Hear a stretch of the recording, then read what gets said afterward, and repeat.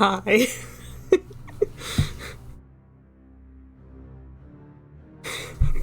Great start to the stream, everyone.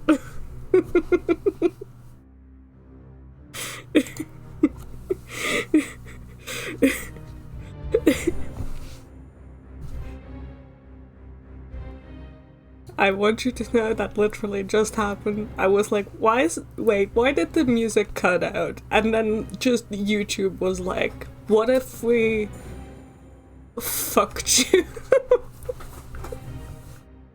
Thanks. Anyway, thank you, Adrian von Ziegler, for music. Great. Yeah. That's how I wanted to start out the stream. Thanks, YouTubes. Yeah. Might be a bit too loud.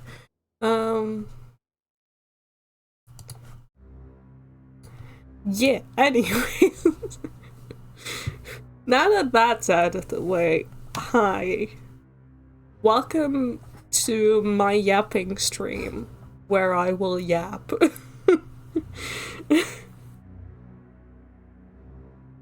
I feel like draw through is like really generous of a term for what I'm about to do, which is just yap a lot and put pictures of people on screen, and I don't know, maybe draw something, but probably not. Not draw through. It's me yapping.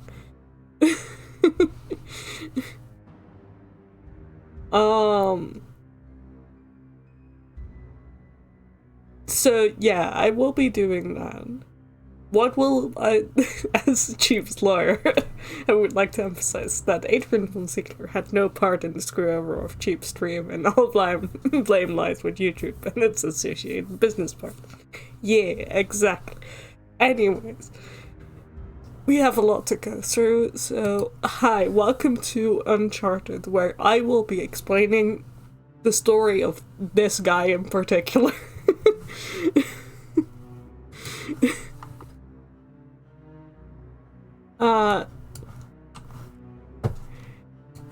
This absolute piece of fucking toast of a man, the story of this white dude, the story of what I think of as the prime example whenever someone forces me to imagine a brown-haired video game protagonist. It's him.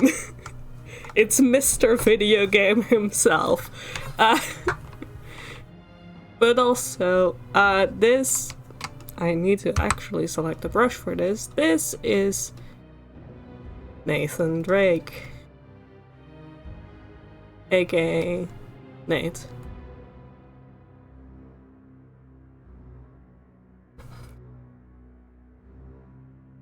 He is here. Voiced by Nolan North, yes. He is Mr. Generic Video Game Person.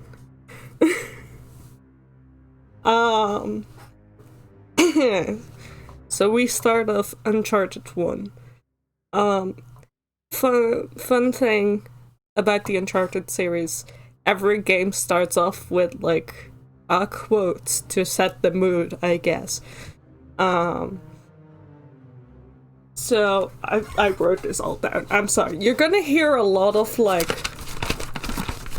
that as I paged through my notes that I made. Watching about 5 hours of cutscenes.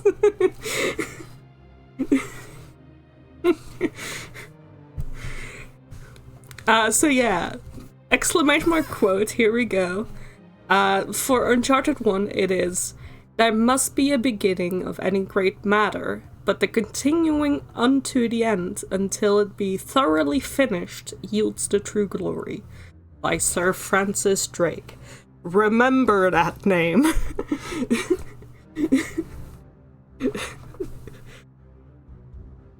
Remember the name Sir Francis Drake. He's gonna come up a lot. Make notes. There will be a test at the end of this.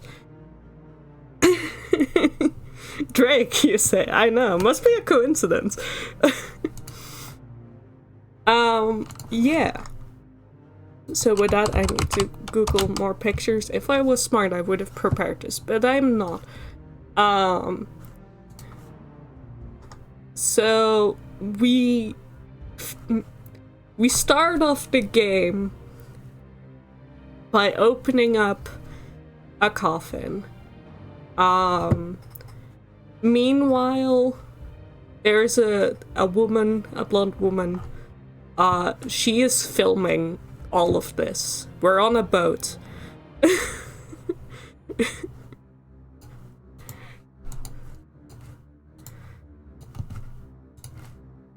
We're on a boat. It's just us two right now. She is filming seemingly for something, reporting on the uncovering of the coffin of Sir Francis Drake on like Panama, I wanna say. Around those waters. But gasps, every time the character says something, please imagine witty banter TM. Because no one in these games can talk like a normal person.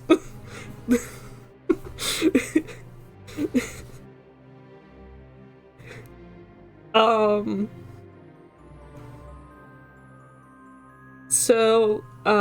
gasp, the coffin is empty.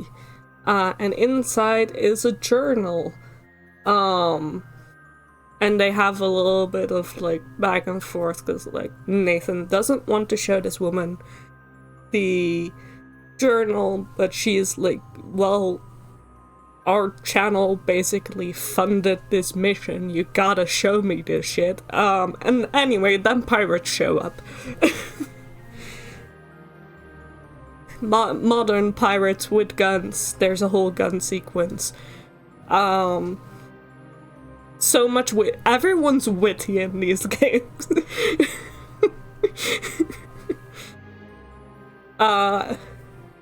So yeah, shoot, bang, bang. The boat might slightly blow up, that's fine. This game came out in 2007, yes.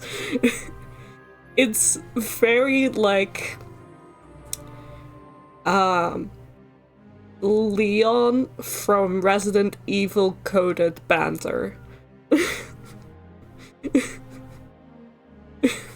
Like, very much that era of you gotta be witty.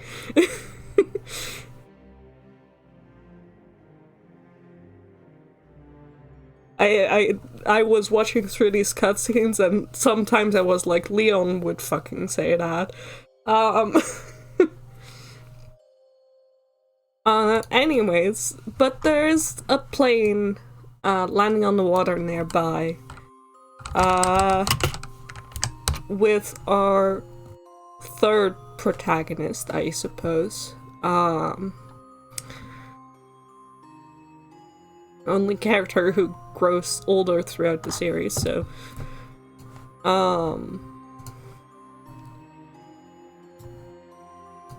let me grab a picture of you. A picture where you at least look somewhat decent. There. Blah, blah, blah. There. Who we are quickly introduced to as, Victor Sullivan. AKA Sully. He and Nathan Drake know each other, and we also get her name finally. She is Elena Fisher. I think that's how you spell it. So we have our little trio.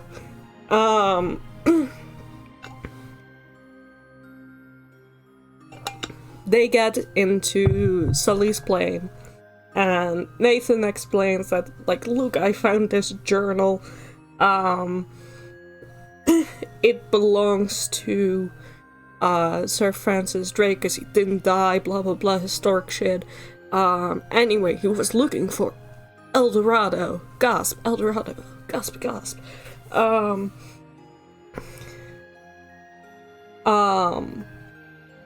They get to port. Elena's trying to explain to her, journalism company, news company, that, like, the boat she got was blown up, but they're after something big. And she doesn't trust these guys, but that's why she has to act fast, and then they immediately abandon her on the docks. While they go off in a boat. Nathan doesn't really want to, but Sully makes the very reasonable, not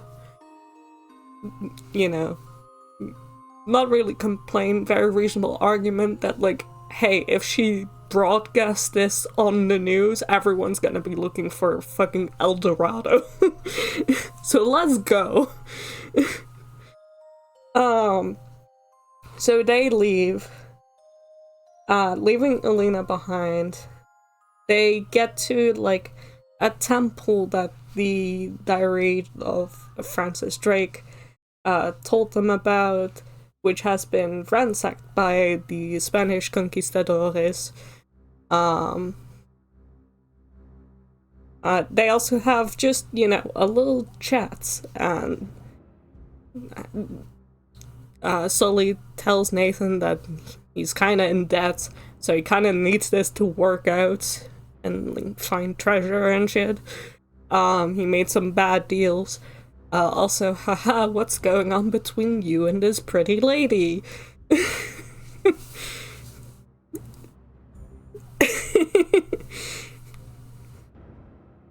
You have a little crush, hahaha.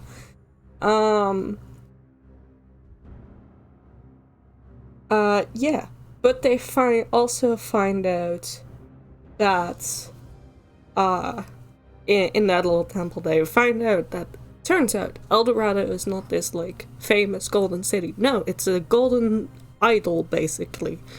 A statue that this, temple was built around. But it's been gone by the Spanish. They took it. We should follow their trail. So they go off to follow the trail. Probably, big set piece when Nathan Drake, the fucking... Every time they go to a location, please imagine pretty set piece that Nathan Drake then immediately destroys in every single way possible.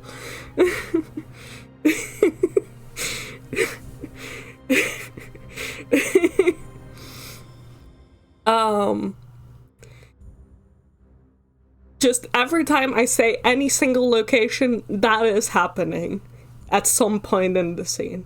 But they go out into the jungle, and what do they find there as they follow this trail? They found a German U-boat, aka a submarine, for those not in the know.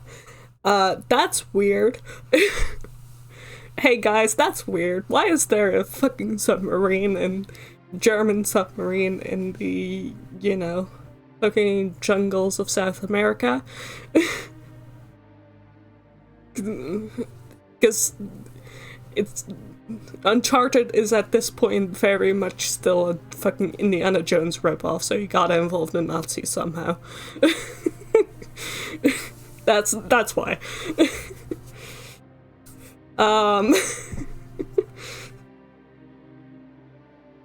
So... And Sully is like, hey, I'm not gonna go aboard this boat. That seems like a tremendously bad idea. And Nathan Drake being all, protagonist syndrome, like, is very much like, well, I'll go on board and you keep this diary safe for me. And then he goes off on the boat, and, finds a lot of German corpses ripped to shreds. with mysterious golden coins and such. They might be onto something. They might have been looking for it too. Whatever. But the German corpses are mysteriously ripped to shreds for some reason. But he does find basically the missing page from the diary of Francis Drake, because there was a page missing with a map on it. Obviously. Sorry, I didn't mention that, I think, but obviously. Everything has to be as conveniently inconvenient as possible.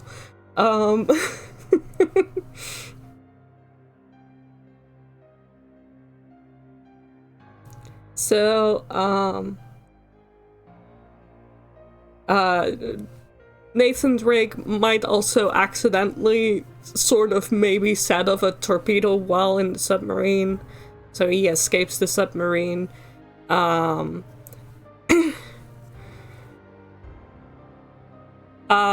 But whoops, there's new people outside. Welcome to the villains.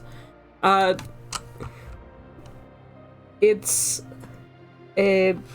God, I've already forgotten their names. They don't have as much of a presence as some of the other villains within the series, but they are there, I promise.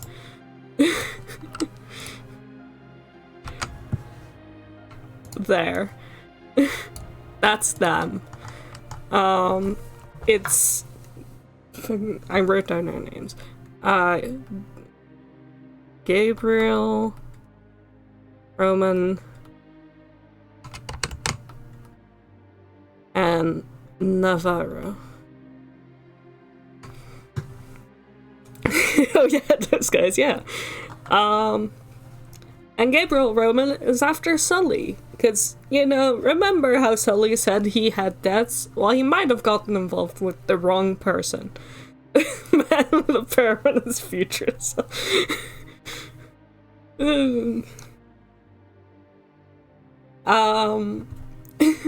He might have gotten involved with the wrong people. He might have told them, hey, we're onto something big, just, you know, have some patience and I'll come back with treasure. And they were like, hey, what if we didn't just let you do that and we instead came here and did it ourselves?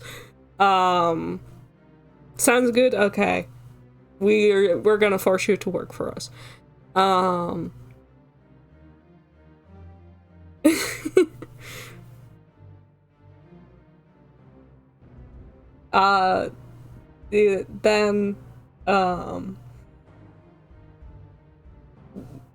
Sully tries to, like, negotiate a bit with Roman, and it's like, blah blah blah, back and forth. They threaten to kill Nathan Drake because, you know, he's the spare or whatever. Get rid of him, they don't need him. Sully tries to be like, no, don't kill him, and then gets shot himself. Oh no, they shot Sully. Also, oh no, the fucking torpedo that Nate accidentally set off explodes in the submarine, and now the submarine's on fire, giving Nate good excuse to fucking book it while everyone's distracted.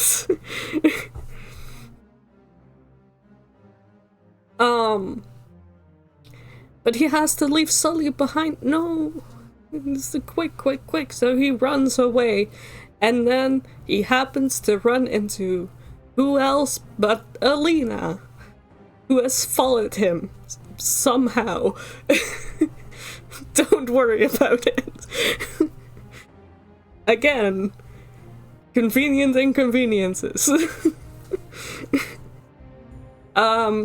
Alina immediately punches him in the face for abandoning her on the docks, which she deserves.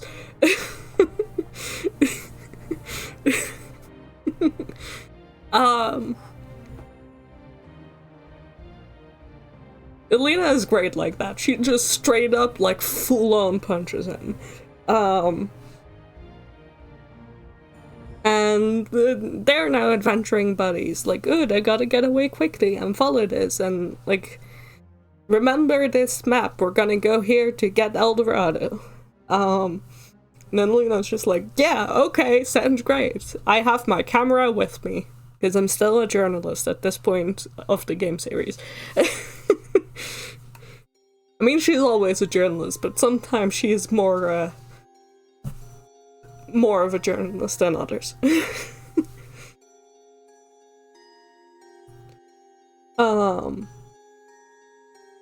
They get into Sully's plane, and have a little, like, kind of banter back and forth. Again, witty banter, please. Flirty little banter. Then, of course, as you would have it, the plane gets shot down.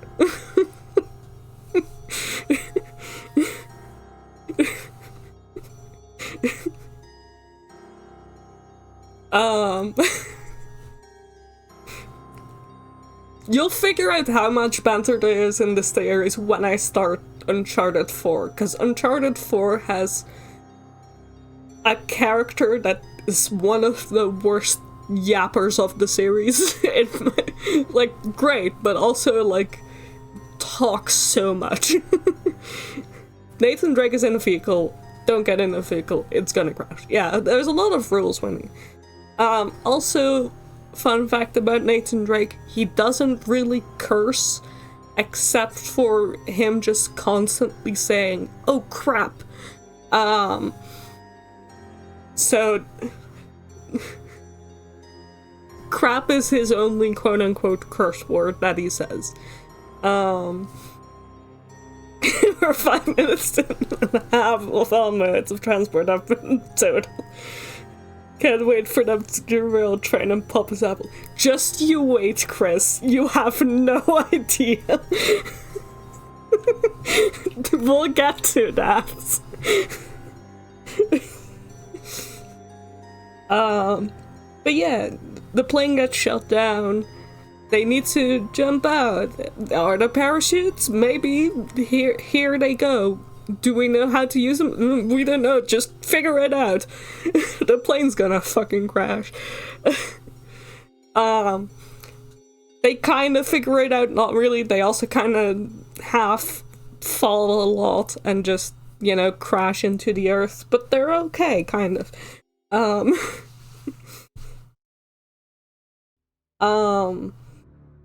But, oops, the enemies set up a camp nearby, because of course they did.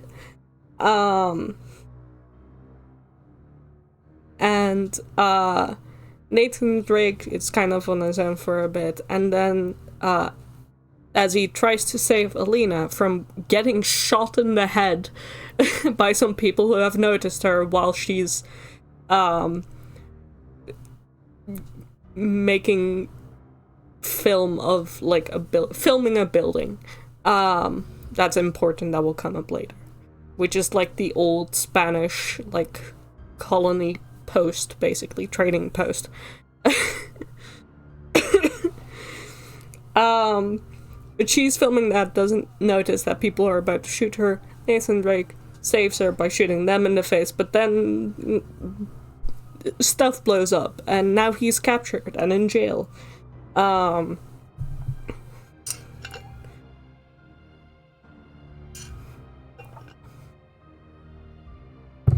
Cue another new enemy who I'm not even gonna look up a picture from. I could, but I don't want to.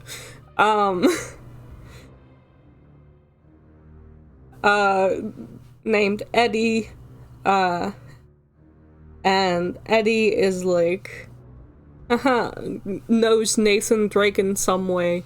They're old business associates, definitely never done anything illegal in their lives whatsoever. But Eddie's kind of in charge of whatever, like, gang of fucking military, not really military people, higher thugs there's around here.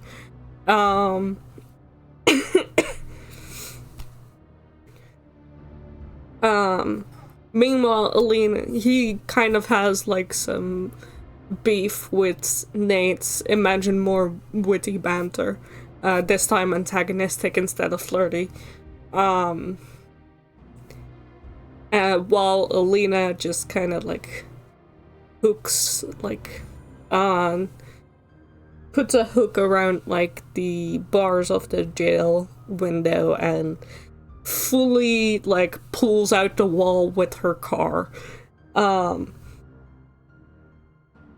Flirtagonism, you say. Again, we'll get to that. That's also Uncharted too.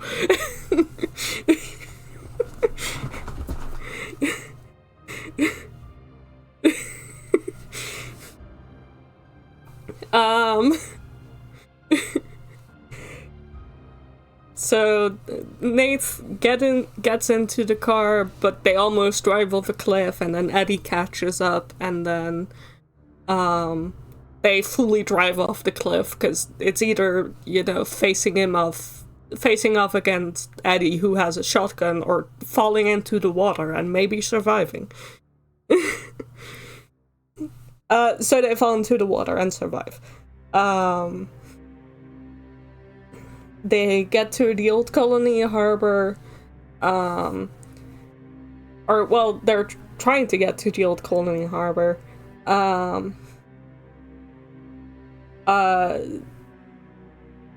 Nate is like, as he sometimes is throughout the series, he usually has at least one moment of like, what the fuck am I doing? And this is his moment in this game of like, hey, there's a boat there, we can steal the boat and get out of here and just not come back, because it's not fucking worth it going up against like a gang of hired thugs with guns while we have nothing. But Alina is like, hey, but it would make such good like TV though. You're not gonna give up, right?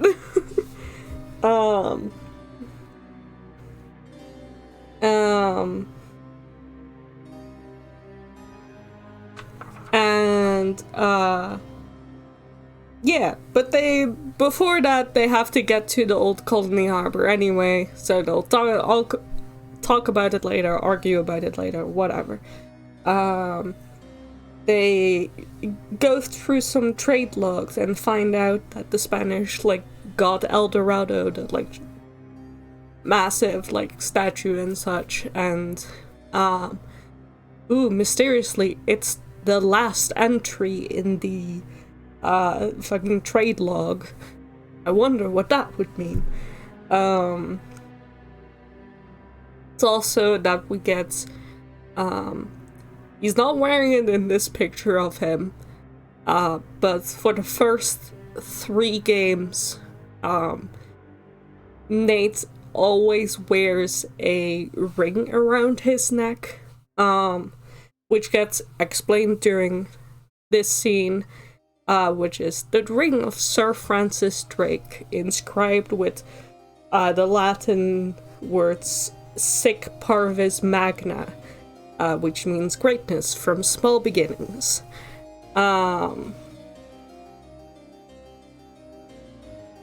So he has that. They have a little like cute bonding moment over it, but you know, Nate thinks like, hey, I'm still gonna get that boat. It's time for me to leave.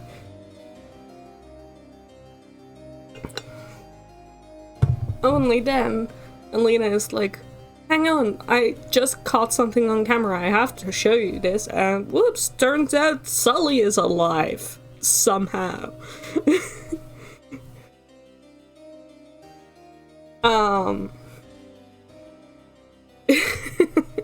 So the boat just, you know, goes away with the people, but Sully is alive. But also is working with their enemies now, maybe? They don't know. They don't know what's going on, but, you know, Nathan Drake is like, well, he's either gonna tell me or I'm gonna beat the answers out of him, and I might just beat him anyways. Because, you know, witty banter or something something. Um, um, so they go on their way to save Sully or beat the shit out of Sully, whichever one comes first. They head over a bridge. Alina, in true classic fashion, falls through the bridge because nothing is safe around Nathan Drake. I cannot fucking overstate this enough. No building is safe around Nathan Drake.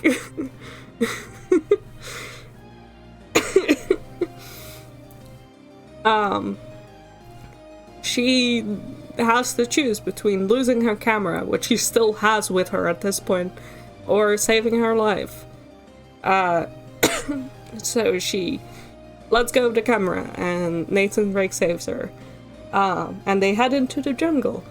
But they walk into a corpse that's stuck in a trap that's made out of parts from their plane, which seems to have been made very recent.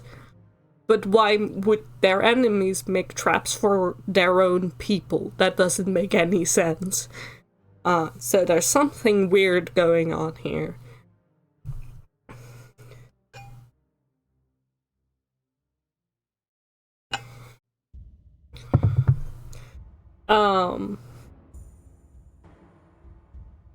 They get to a place, like, basically the hidden fucking monastery. There's always a hidden monastery somewhere in these games. And they find Sully, yay! And he's been waiting for them to rescue him, also yay. Turns out the diary that he had, that Nathan gave him when he went into the U-boat, blocked the bullets and saved his life.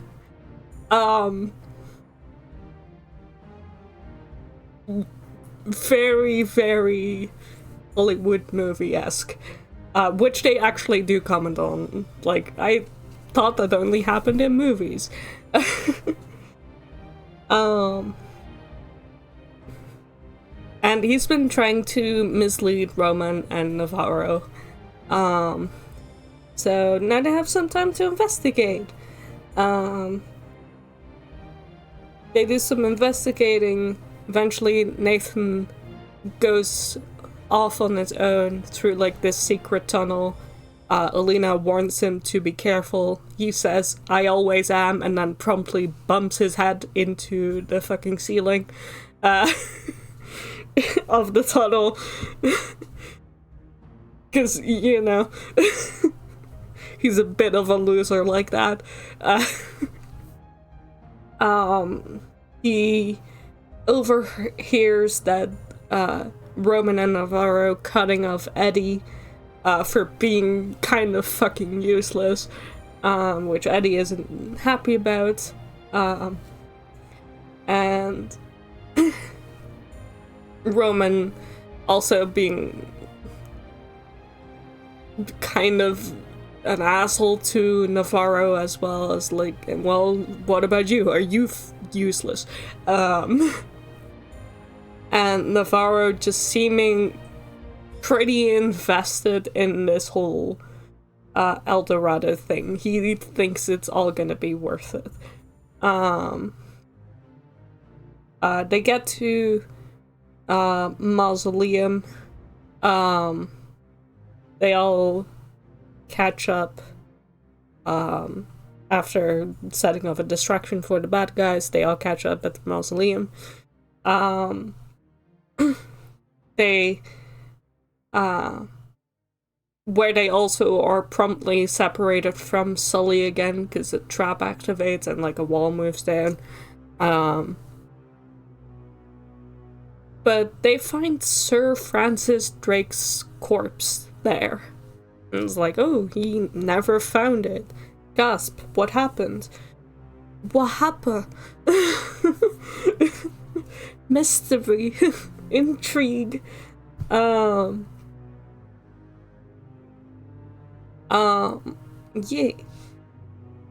Um, he was still alive. No, he's not alive. What happened? They move on. Go through like more German facility. Alina and Nate get separated from each other. Turns out there's monsters. Turns out there's monsters, everyone. What's the deal with these monsters? Who knows?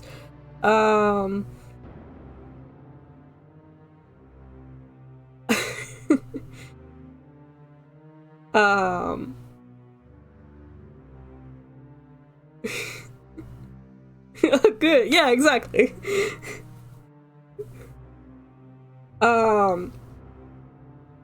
Eddie also ends up briefly fighting alongside Nate against these monsters and then dies. Nathan Drake finds out that the monsters are actually the original Spaniards, the Spanish conquistadores, who opened the idol of El Dorado and got cursed by the fucking black mist inside or whatever. And they're basically wiping out everyone who comes after the treasure.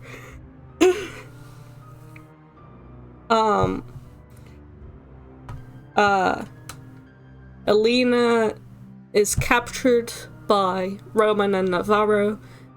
Nathan and Sully just team up again, try to get the drop on the bad guys. They kind of fail. So the bad guys get to the idol of El Dorado, and they're like, and Navarro is like, hey, Roman, the real treasure is inside. And Gabriel Roman opens up and then gets like cursed, and then Navarro kills him. Just straight up shoots him. I don't know why he couldn't have done that sooner, but you know.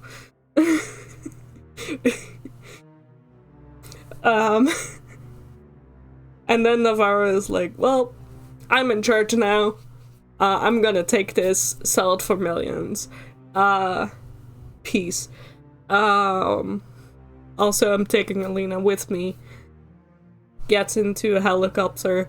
Alina is like, I'm not gonna let myself be taken. That sounds fucking awful, and protests, and the helicopter crashes. There is a fight on a boat again.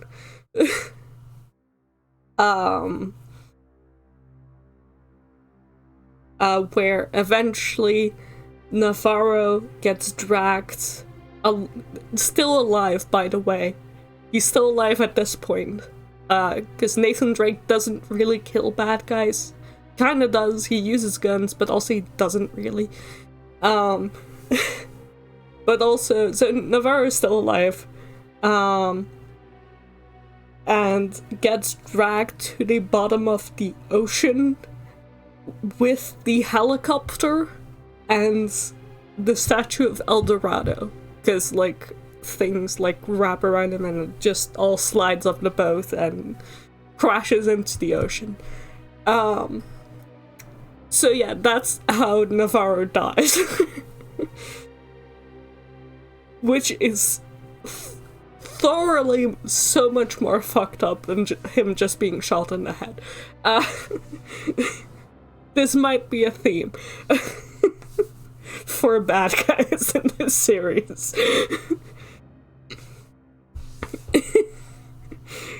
But yay, the adventure is over. The world has been saved from evil curse shenanigans.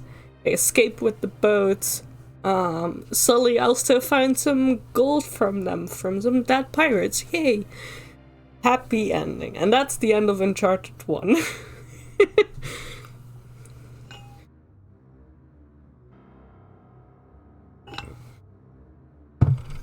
So we can get rid of these two assholes. They will stay on the screen. classic Doctor Who line of I don't kill people, just let them die a much worse way. Yeah. They all lived happily ever after. And then Uncharted 2 happens. Which, again, starts off with a quote, exclamation mark quotes.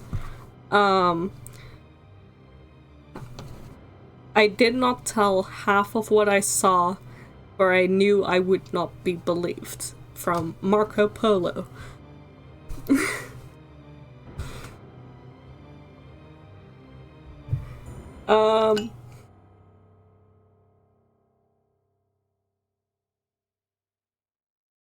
No, Chris, come back. I need you for this. This is the start of Uncharted 2. You don't know how important this is to what you said earlier.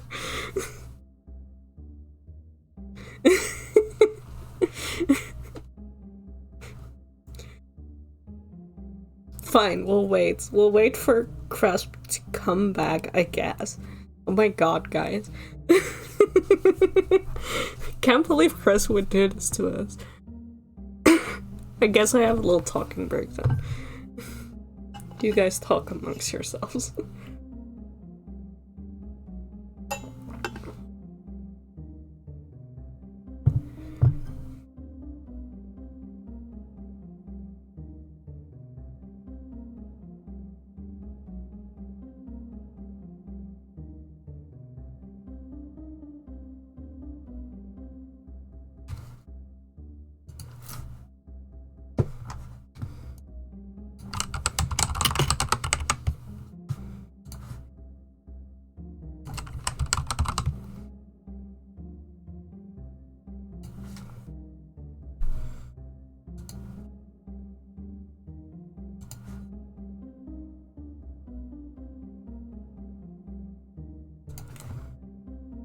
I'm back. What's crashed? I'm just gonna. We were waiting for you. This is very important. It's very important that you're here for the start of Uncharted 2. Because Uncharted 2 starts with the coolest set piece ever, which is after the quote and such, and you are Nathan Drake. You find yourself as Nathan Drake waking up in a train, bleeding all over the place, while said train is breaking down and hanging from the edge of a fucking mountain.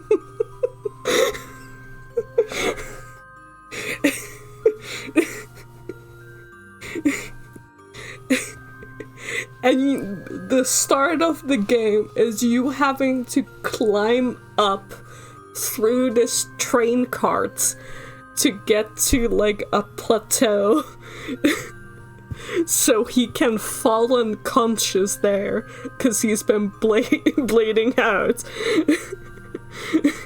on a derailed train on a cliff. And then you get a flashback. You get a flashback to nice sunny somewhere or other, where you meet... God, why does my favorite character not have any good pictures of him? It's insane. I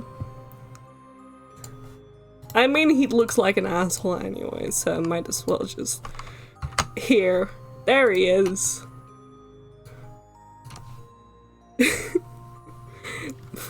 You meet this asshole. Who is Harry Flynn.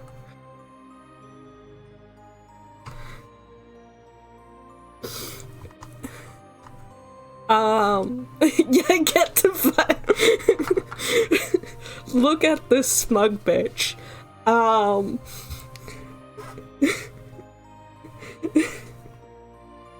And he is immediately, he is there, he's All he's missing is some kind of hat.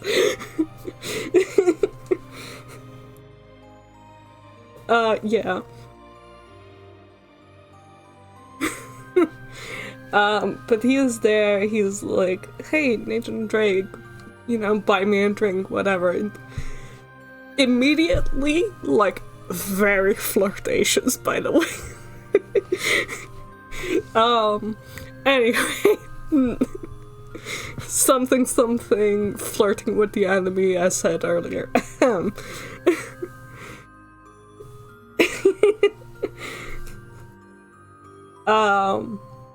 And he's like, hey, Nate, I have a job for you. I have a client. I need to do a job. We should, for this job, lift something from, the museum in Istanbul, in Turkey. And Nathan Drake's like, no, what the fuck? Get out of here. Immediately, just not having any of it, because, like, people have tried and mostly failed, and Nate is the only one who's gotten out, basically, who's managed to do it, but he doesn't want to go through that shit again. And it's a 3-person job anyway. So clearly they're not with enough people.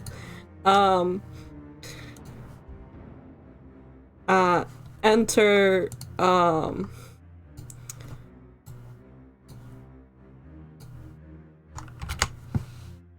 I don't know why that's artwork, why not just a picture from the game, but here it is. Enter Chloe.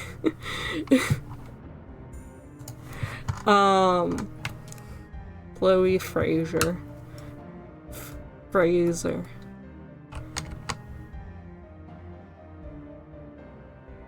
Her personality is also flirty, by the way, in case you couldn't tell, by the fact that in-game she wears very low-cut trousers.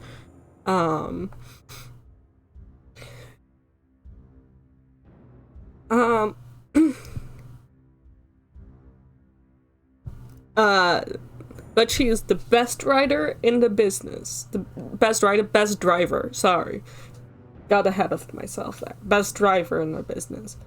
So she will help. Leave for 20 minutes and come back to boobs. Yeah, that's Chloe Fraser. Chloe Fraser is, what if we had a girl protagonist who is sexy and saucy and flirty, and doesn't give a shit about you. And also Harry Flynn is there. So many broken vehicles. Yeah, we'll get back to that.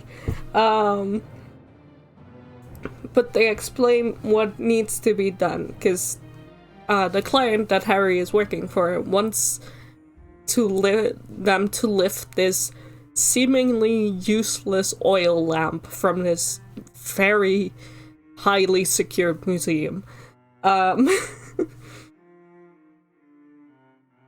Which they call him a nutcase for it, whatever, whatnot. But Harry, quote-unquote, borrowed some files that reveal more about what's going on.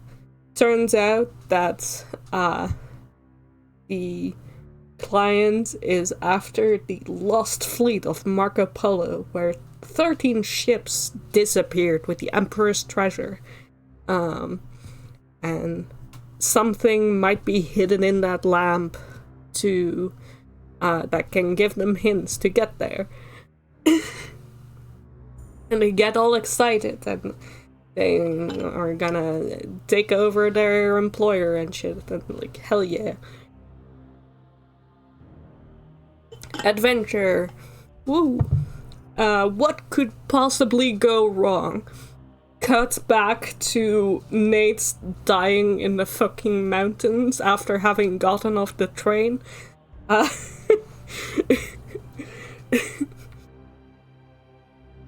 You have a bit of gameplay there.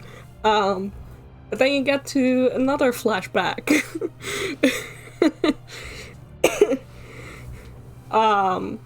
Where, surprise, turns out that Chloe actually knows Nate, even though earlier she pretended she didn't and introduced herself to him and such after Harry introduced her to Nate.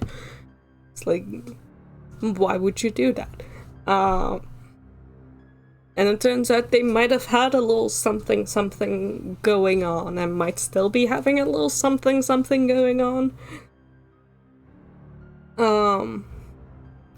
Chloe kind of implies that Nate just kind of up and left on her. But whatever. But what's the plan? Well, we're gonna do it all the same. We're gonna, screw over our employer, and then once we've split the money 3 ways, Nate and Chloe are gonna run off together.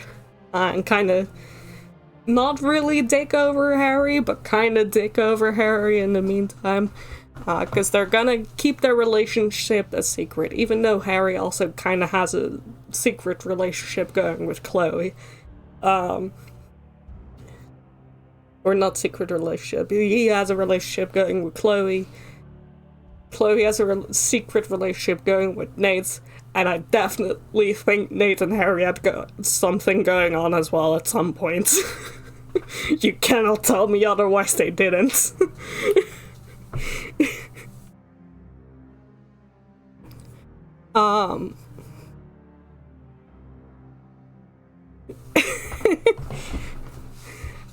So they're basically kind of like not really dicking over Harry, but kind of dicking him over and kind of hiding things from him. Anyway, another like dying Nate in the snow interlude happens. And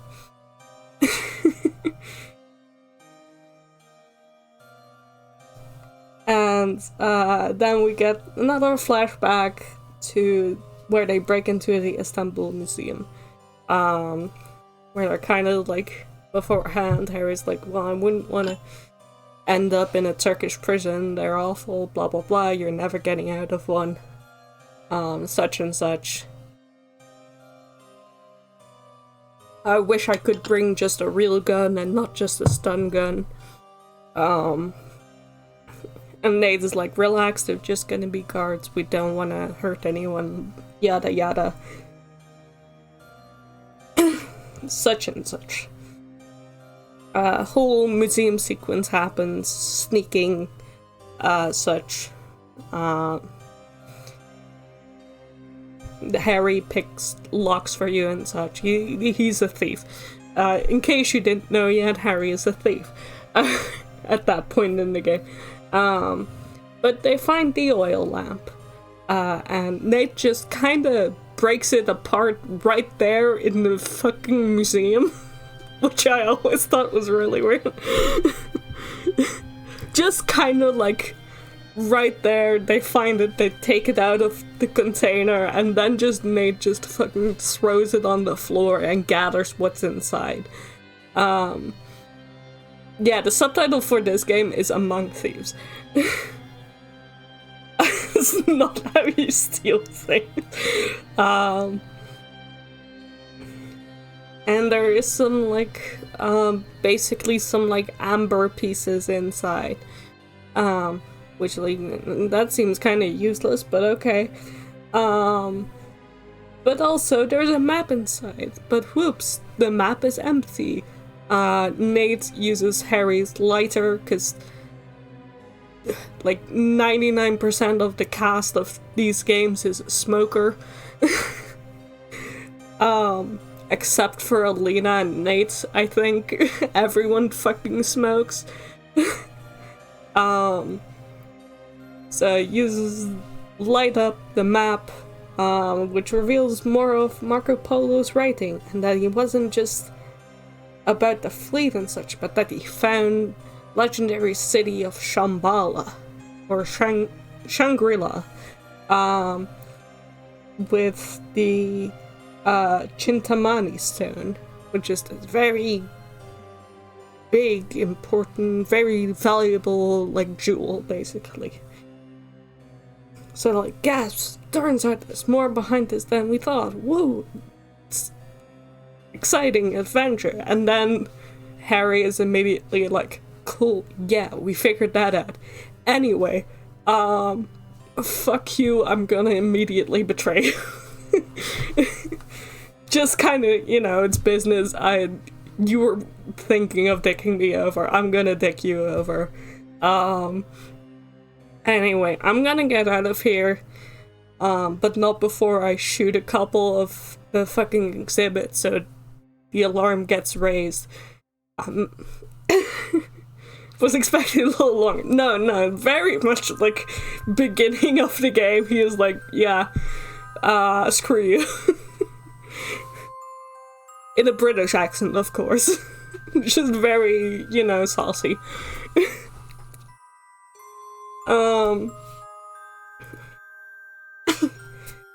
Keeps calling Nate, like, love, as in a little nickname, so, you know. Very... oh, British, okay, that makes sense. Yeah.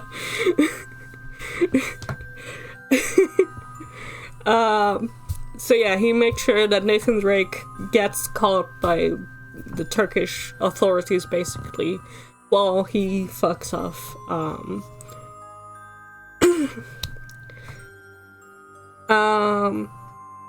And Nate lands in prison. Hey, Nate's in Turkish prison for a while.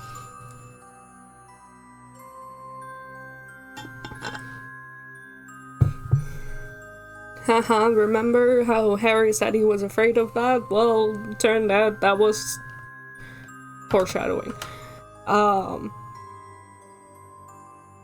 Anyways, yay, Sully shows up. Sully is there, everyone. He's back. Woo! Back for part 2. He is there to mostly, bribe Nathan out of prison. Cause, Chloe told him that Nate was there and needed his help, so he came. And Chloe is also there, and Nate's kind of pissed at her. Like, hey, yo, this wasn't the plan. What the fuck happened? Why would you screw me over like that? Why would you let Harry screw me over like that? Stuff like that. But so Nate's kind of like, well, whatever, I'm out. He's gonna have to... Harry probably found the treasure anyways already. And Chloe's like, no, but they found the, like, lost fleet, but they haven't found the Chintamani stone yet. So it's still out there, and we can find it, and Nathan gets roped into an adventure. Also, we finally get a name for the guy that Flynn is working for, which is Lorzan Lazarovich? Something like that.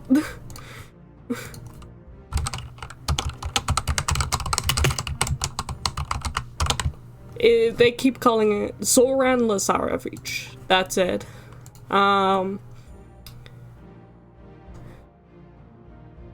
Imagine a stereotypical bald man in military gear with a scar. That's him. I don't want to... Listen, if I put a picture of him on screen, then I have to make the picture of Harry smaller, and I don't want to do that.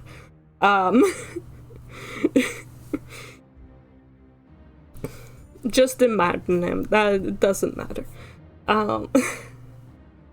He is there.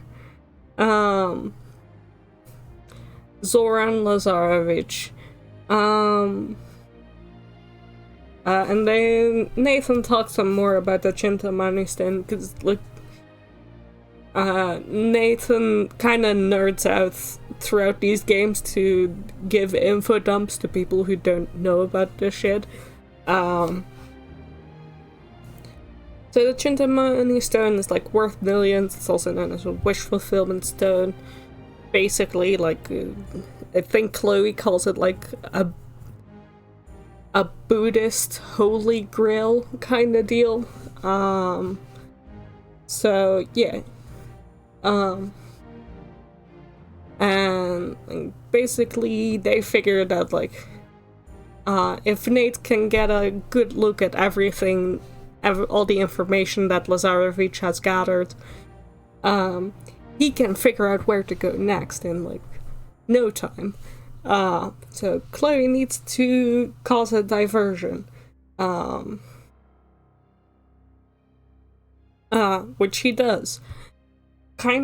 Well, she doesn't really. I guess she helps, but mostly it's Sully blowing something up and then Nate going in to look at the stuff in the tent. But she helps. And it's like, well, why haven't he looks at things and it's like, okay, so there's figure shit out. But also, why haven't they found anything at this place? Well, some sort of storm must have happened, so they must have gone to higher ground. Let's go look there. Because they haven't found any bodies here. So they kind of figure out they should go look somewhere up, and they find a tomb. And in said tomb, they found a kind of ritual dagger and a map. Yay. But whoops, the enemies are gonna show up. Because for everything that he is, Harry Flynn is kind of a competent villain in the sense that as soon as Nathan Drake gets somewhere, he's like on it. He's like, hell yeah, I don't know how to figure this shit out myself, but I'm great at like following this guy.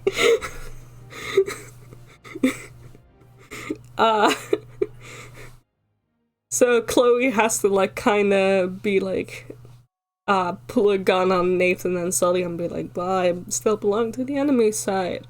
To trick Flynn into thinking she's still like on his side. But as soon as they walk off, Chloe helps them escape, gives Nathan the ritual dagger back, such and such. Basically, Harry Flynn's only flaw is that he's bisexual.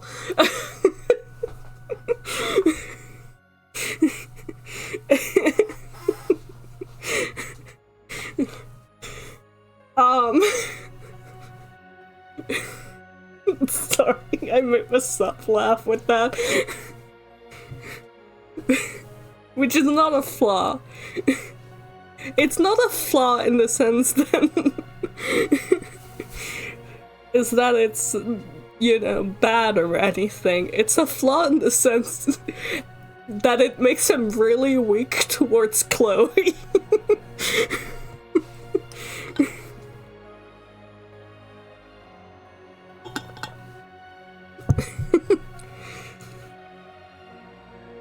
But yeah, they figure out they need to go to Nepal. So they go to Nepal, and they go to the city in Nepal where they're gonna go.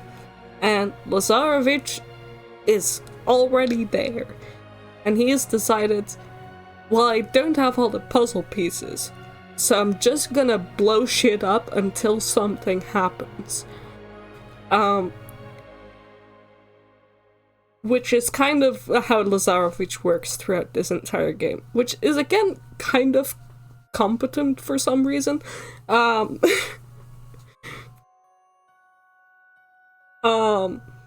he is kind of destroying this city with the help of the local guerrillas and while looking for this temple.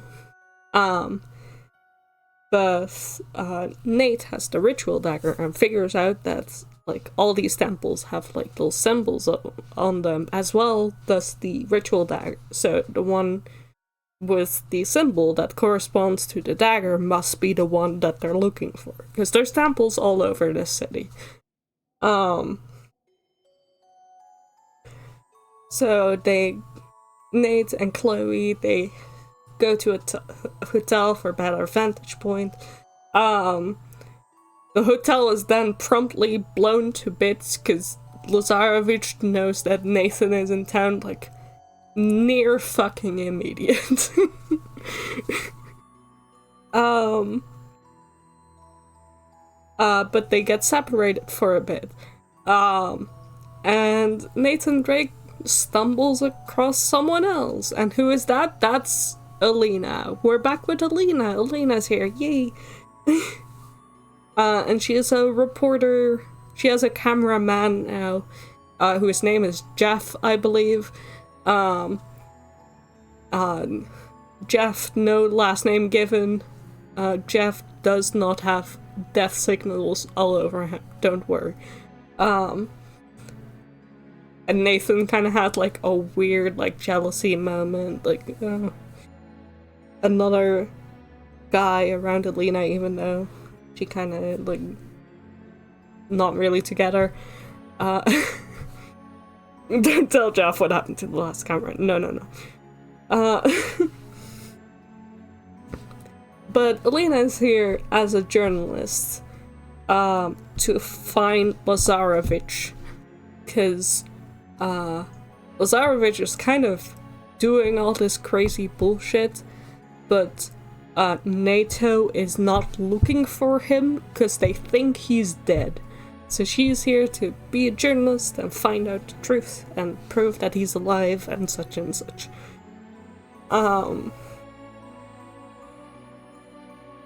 Don't worry about the fact that she's in an active war zone at the moment. That's fine.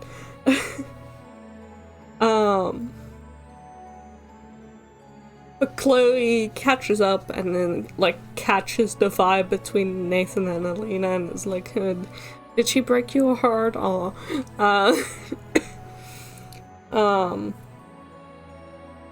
So then they kind of broke up. But they find out the right temple, even though, like, Chloe kind of wants to leave these two behind, but Nathan doesn't really want to leave these two behind. He wants to mostly drag Alina, but also Jeff, I guess, drag them with them so they can be safe. Chloe's like, why? Why the fuck would you do that to me? But okay. But they find the right temple. Nathan does some Nathan Draking, hopping all over the place, solving puzzles.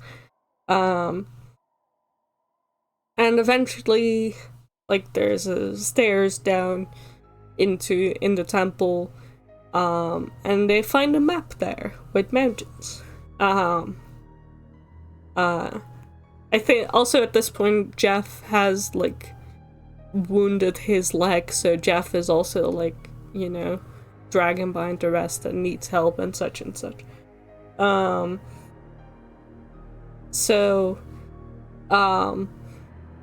They find the map, but then, whoopsie, Flynn shows up again. Because, again, he's a surprisingly competent villain when it comes to that kind of shit. Chloe kind of does her, like, double act again of, like, immediately siding with Flynn when he's in the room. Also because she was already starting to argue again over, like, leaving Jeff behind because he got hurt, and, like, leaving Alina behind because she's a journalist and they don't need that right now. So she's kind of pissed anyways, and then Flynn comes in and she changes sides again.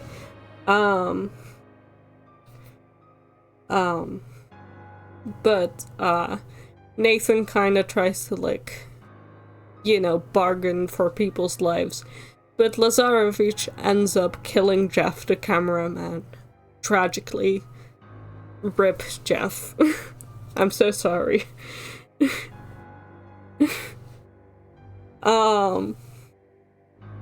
Rip Jeff the cameraman. May he rest in peace. Lazarevich then just is full villain mode. Okay, I have all the cards now. I'm gonna leave you guys to deal with these other assholes. Good luck.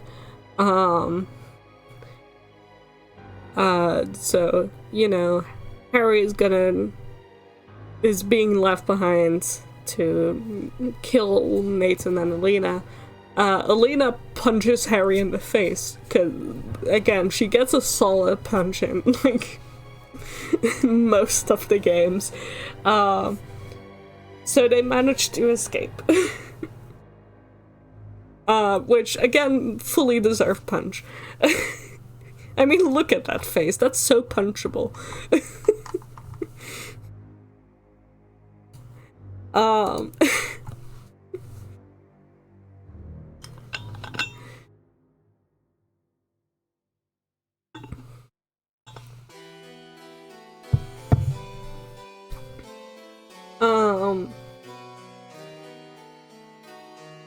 After that, Nate is like, I cannot give up, I have to go after Chloe, in case, because if Lazarevich finds out that Chloe is a double spy, then he's gonna do all this awful stuff to her, because he's a maniac and such and such. And they're going on this train to get further up the mountain. So Alina's like, okay, fine, I can't stop you, so I'm gonna help you get on this train. So Alina gets Nate onto the train after like a little car section. On the train, Chloe is there, confronts Nathan with a like, why the fuck would you come for me? Also, we wouldn't even be in this mess if you hadn't insisted on carrying along Alina and Jeff and whatnot.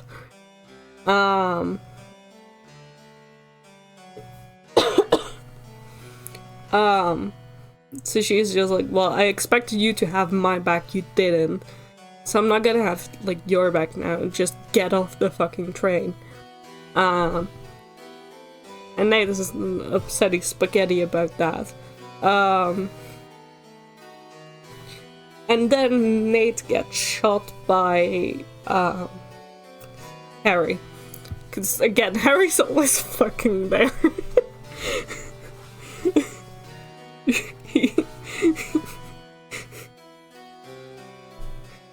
He's just always there.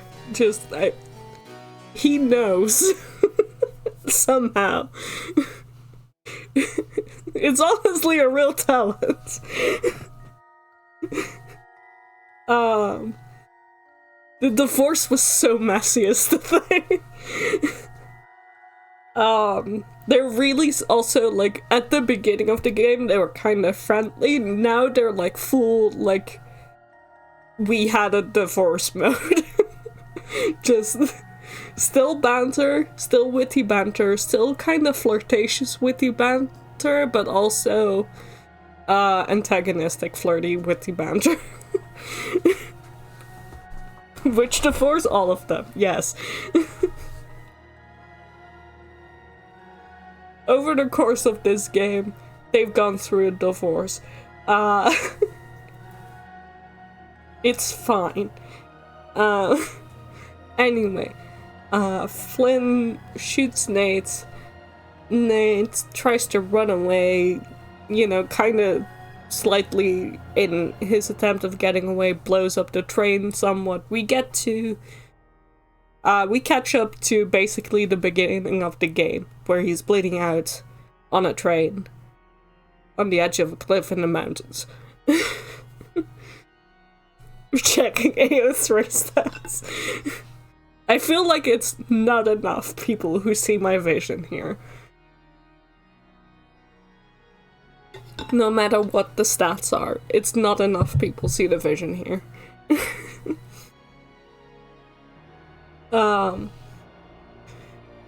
So yeah, we've caught up to the beginning of the game.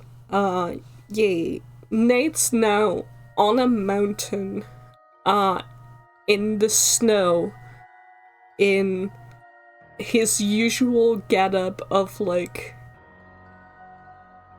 you know, regular, like, cargo pants, like, comfortable cargo pants, and his stupid little shirt that he always wears in these games. It's not a button-up, it's like a half button-up, not really long sleeve, but kind of like 3/4 sleeve, whatever. Very early 2000s fashion.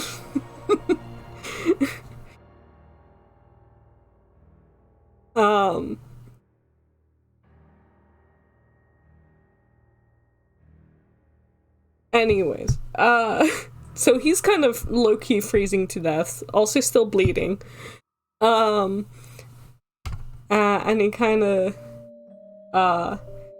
gets saved by a random Tibetan man, and gets brought into the village where he wakes up.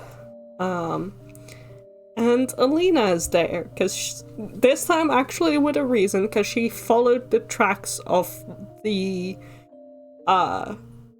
train and then ended up near this town.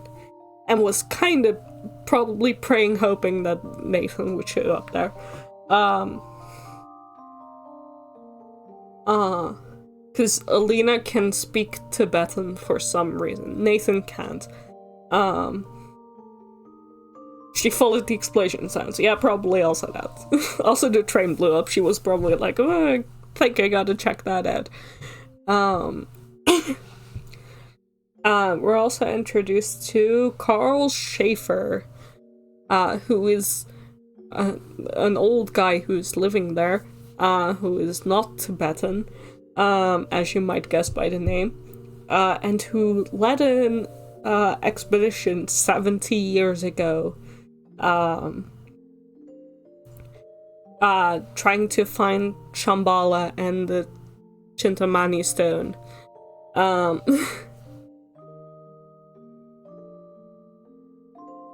Over 3,000 fixes, 64 in Nathan Harris. See, not enough people get the vision. First of all, that's not nearly enough fix for Uncharted, but also only 64, jeez.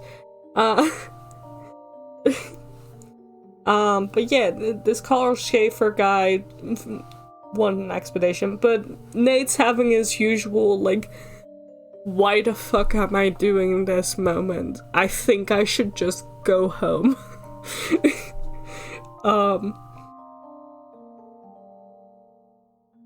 But, like, oh, there's something mysterious going on with this Chintamani stone, and we cannot let him get away, and, like, we cannot let Lazarevich get to the Chintamani stone. And Alina's just kind of trying to keep him going. And Carl's like, well, you should go look for traces of my old expedition and then make your decision. And the random Tibetan man, who is now named Tenzin, will guide you. So Nathan Drake and Tenzin go along on a little journey into the snow and ice to find this old expedition.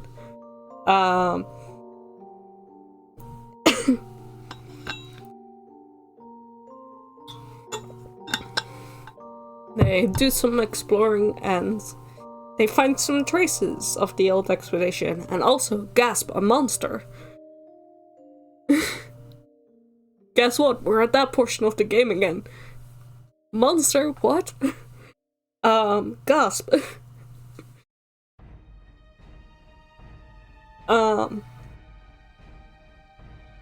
But they manage to dodge and weave out of the way, and they find what remains of Carl's expedition, which are all kind of dead bodies. But surprise, they were shot and it turns out they were all Nazis. Once again, it's all somehow they were everywhere, but they were SS, looking for the Tree of Life and for the Chintamani Stone, and Schaefer killed them to stop them, even though he led the expedition. Because I guess he suddenly grew a conscience.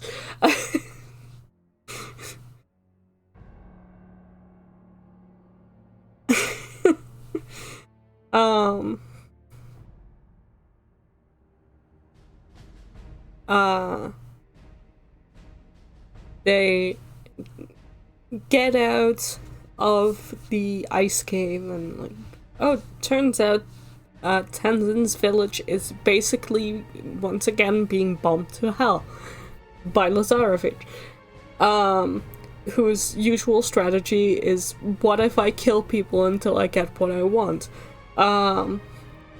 which works out for him. He kidnaps Schaefer, who currently has the dagger, because Nathan didn't want to take it, because he was done with this adventure. Such and such. Only 2, dang.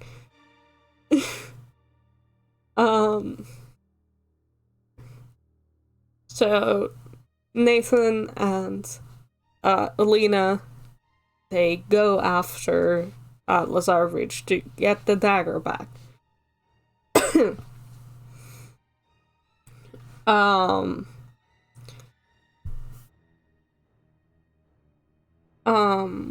And also help Schaefer, probably. Maybe not. He might be doomed to die.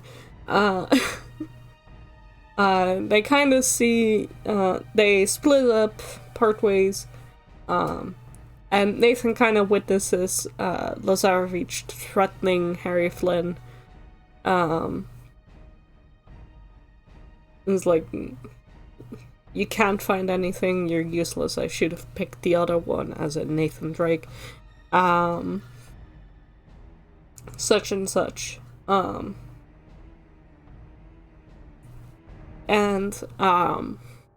you know, clearly they're not having the best relationship there, but whatever. And Nathan Drake goes to Chloe, who's also there, and who was given the ritual dagger to hold, which also at this point has been established to be a key that opens up shit. Nathan Drake's like, well, give me the key. And Chloe's like, okay, well, no, I don't want to. And then it's like, okay, but, you know, give Lazarevich hell, because I don't like him. I'll figure something out.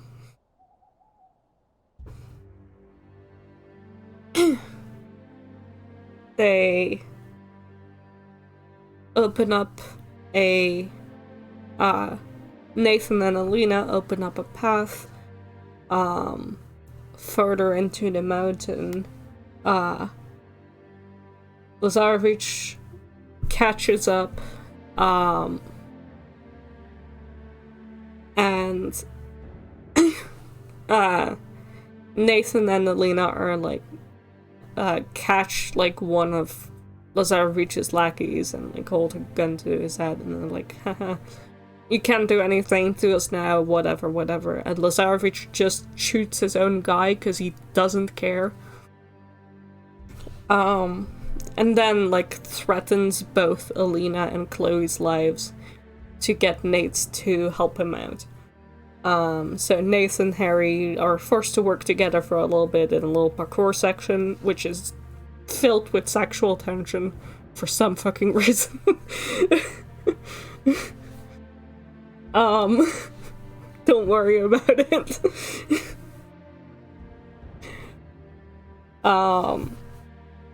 And whoops, more monsters show up, but they kill the monsters. It turns out the monsters aren't monsters? What? Turns out they were people in disguise of monsters.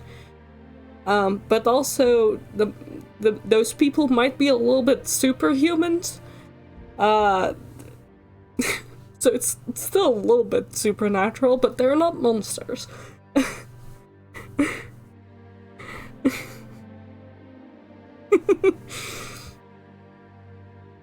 um, and they find Shambhala. Very cool set piece, very pretty city. And Lazarevich kind of threatens to, like, well, we're in Shambhala.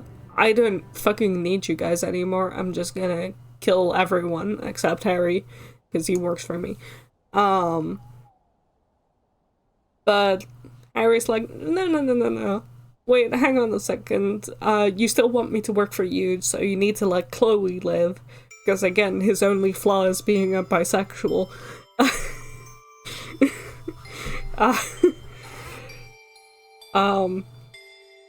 Which distracts Lazarevich enough that Nathan and Alina can kind of get out, but then superhumans show up and everything's chaos anyway, so everyone can get out.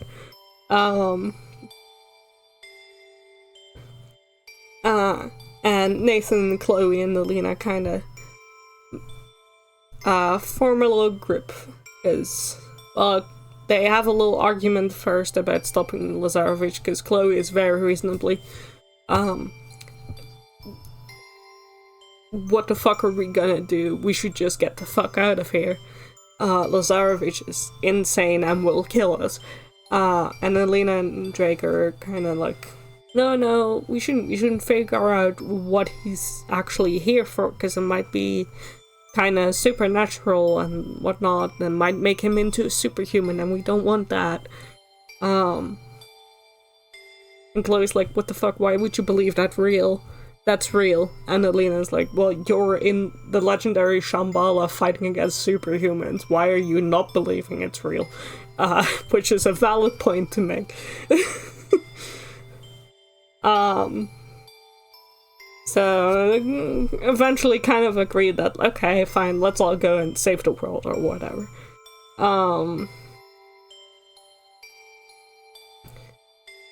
Nathan Drake, in a true Nathan Drake moment, figures out that the Chintamani stone is actually amber and not like a precious jewel, but it's from the world tree.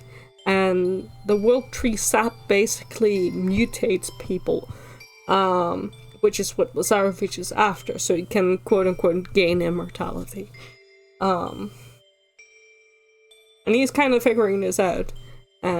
This is in another location, by the way. There's set pieces between, like, basically every conversation I describe. And Harry Flynn is there once more. But he was there all along this time. He didn't just show up. He's kind of like, you only figuring that out now? As he's there, all beaten up to hell, because Lazarevich finally got enough of him being a messy little shit.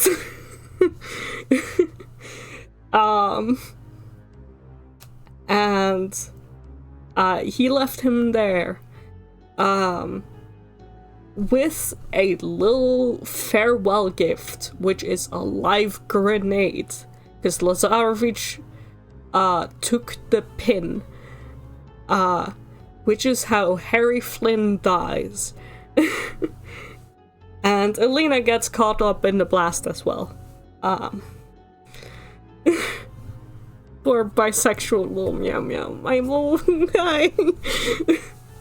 Rip my little guy. Died doing what he loved, being bisexual and messy.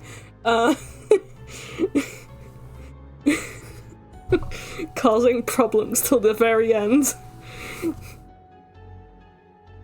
But yeah, they fully ignore that Harry Flynn just died, I guess, and are very focused on Alina, who's in the, kind of going to die if they don't do anything about that.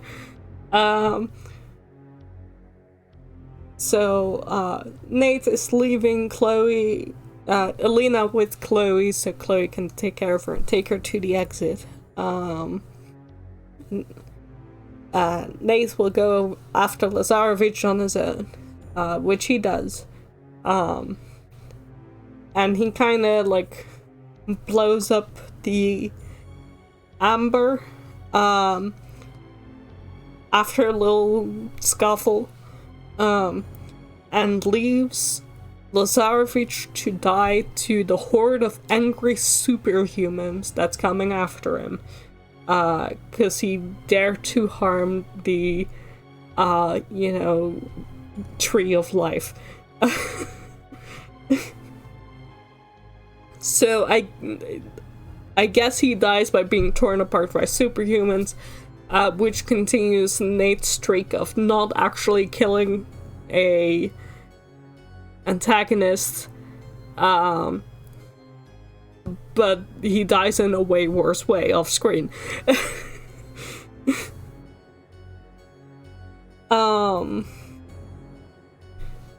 But they get away. Nathan Drake basically destroys the entirety of Shambhala in the process. But they get out alive. They get back to Tenzin's village. Alina's alive. Yay, they have some witty romantic banter. Also, Sully is there, showing up till the end. For the end to just be like, hey, I'm Sully. No money. Well, that's a shame. But you did great out there, kid. The Markham True College is destroyed him. The thing is, Nathan Drake is not an archaeologist. He is just a guy.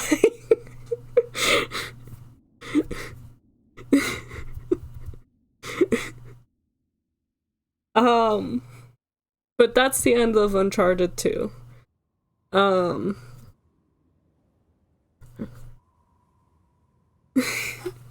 He's an adventurer, yes.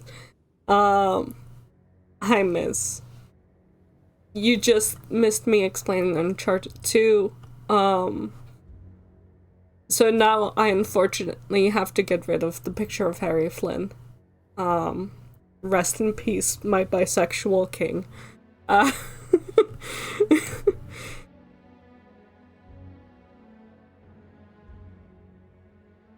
Got the spirit of an archaeologist, scorched earth, yeah.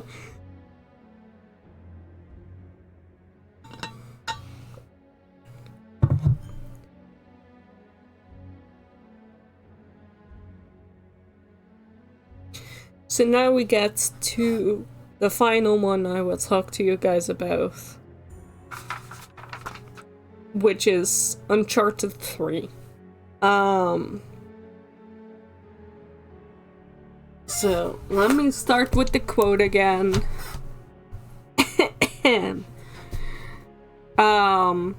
Uncharted 3 starts out with a longer quote that actually only shows up as a quote on screen halfway through the quote.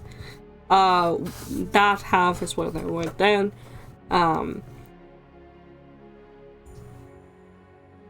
Which is, the dreamers of the day are dangerous men, for they may act their dream with open eyes to make it possible. This I did. Which is a quote by T.E. Lawrence, aka Lawrence of Arabia.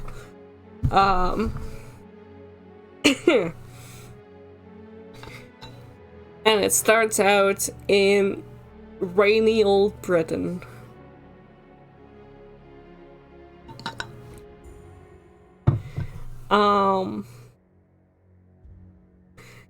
That bodes well, I know, right? Not Britain again. Don't worry, this one is a lot about Britain. Where Nate and Sully are good pals over here. They walk into a bar, into a pub, to meet with a man named Talbot.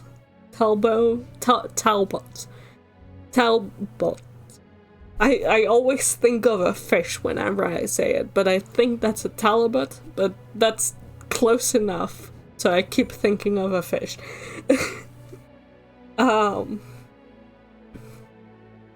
and they're about to Talbot. No, I mean maybe, I don't know. Talbot, voiced by Robin Atkinson. Good.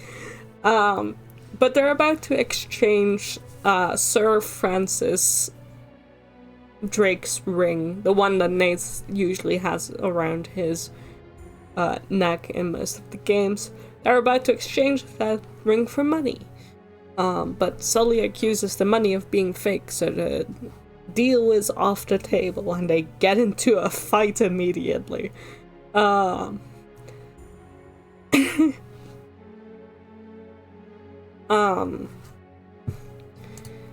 guess I should show a picture of Charlie Cutter. Mr. fucking British man.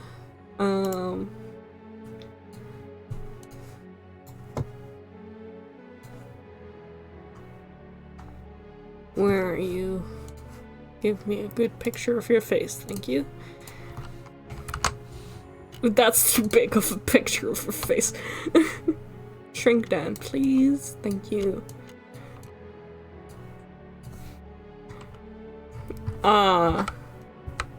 Is this Charlie Cutter? I don't know if Cutter is a surname or a nickname.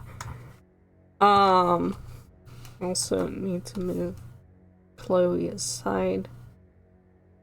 For reasons.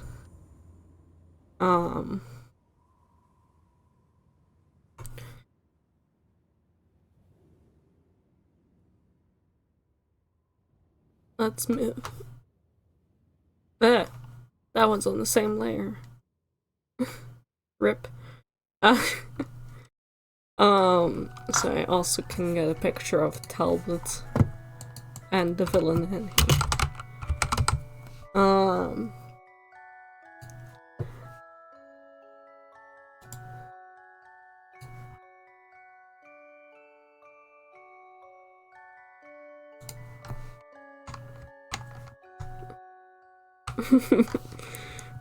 That's the smallest picture. Why is it so tiny? Give me a better picture, thank you. Really isn't any better picture. We'll go with you, I guess. Let me cut off some. That's Talbot looking like a proper British asshole. And I'll get a picture of her as well, so I don't have to go looking for it later.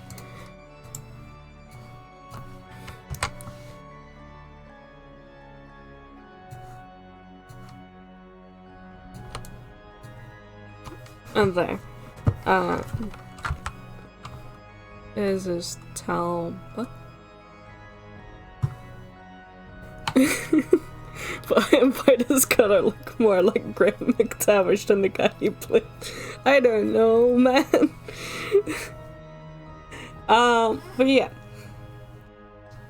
They have a little, like, fight in the pub, then they get chased outside, and, the, new villain of the game shows up, which is Catherine, I don't know how to spell your name, something like that. Marlowe.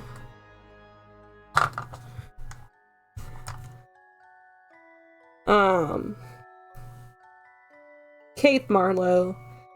And she kind of has a little thing, like, with Drake of, like, trying to get the ring back from him. And, like, has a comment on him, like, basically getting off of the danger of everything. And then Cutter, Charlie, shoots Nathan and Sully, and Kate and Talbot are like, why did you do that? Oh my god. That was not part of the plan. And then we get a flashback to 20 years ago. Catherine, thank you.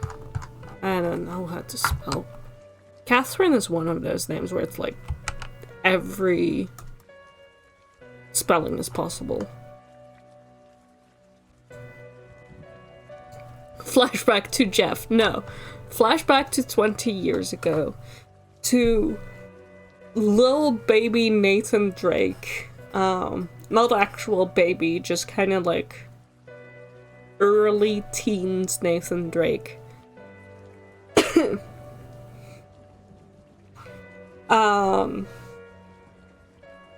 Who is looking at things in the museum.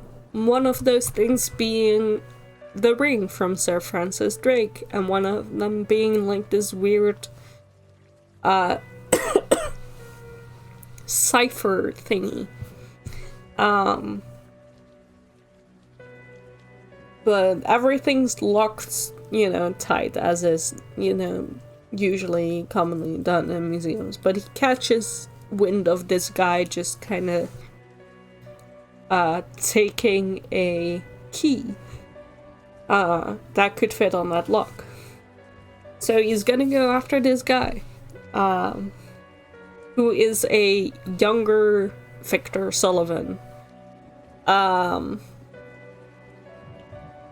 And he pickpockets Sully's wallet with the key in it. So they have a little chase. And Sully confronts him, and they kind of have like a thing of like, well, we both don't want to get the authorities involved, blah blah blah, witty banter, witty banter. And Sully eventually just calls him and just give me back my wallet. Nathan Drake does, but he did already lift the key from the wallet, so he still has the key. Haha. Little baby Nathan Drake wins again. So that night he breaks into the museum and, you know, immediately gets caught by Sully, who at that point is working for Catherine Marlowe.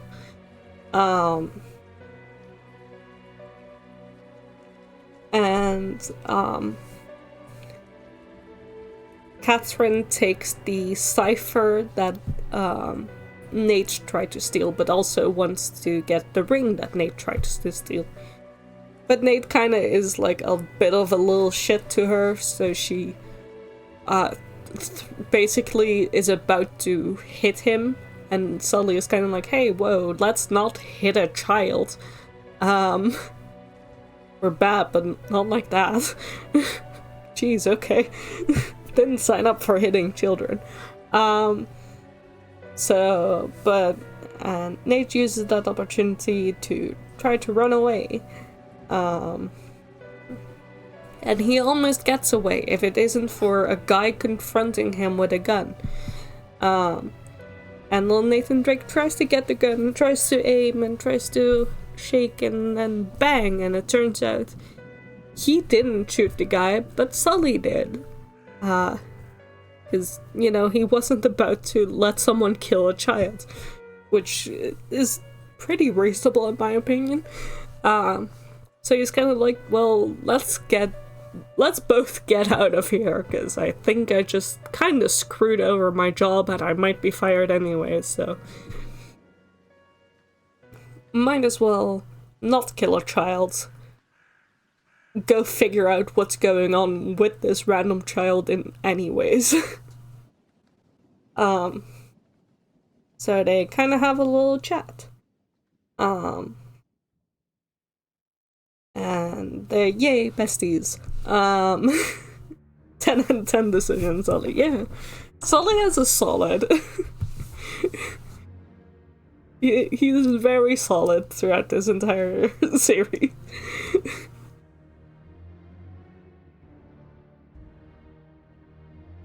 They keep trying to set him up as, like, is he gonna, like, you know, chicken out, or is he gonna, like, betray Nate? And it's like, no, he's there for Nate.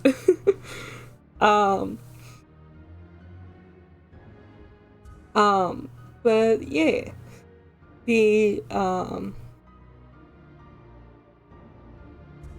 turns out that the decoder, basically, which was the cipher thing that Nate also tries to get, is a decoder made by Sir Francis Drake, which needs the ring to work, so it can work out some sort of treasure that Sir Francis Drake hid and was part of some sort of secret mission he did for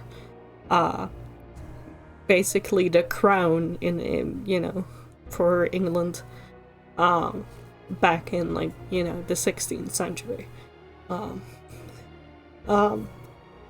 So basically they're kind of like Nathan and Marlowe are kind of at a stalemate at this point because they both have something the other wants. Flashback is over.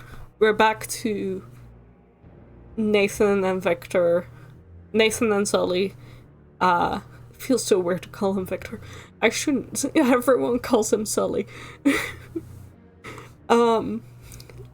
Lying dead in an alleyway. But turns out Charlie Cutter, the guy who shot them, didn't actually kill them. Turns out he was on their side all along. Yay. More witty banter, because Nathan Drake is like, hey, you could have gone easier on me during that fight, and Charlie is like, well, I could have, but, I kind of wanted to punch you anyway. Can also trust Graham McTavish, yeah.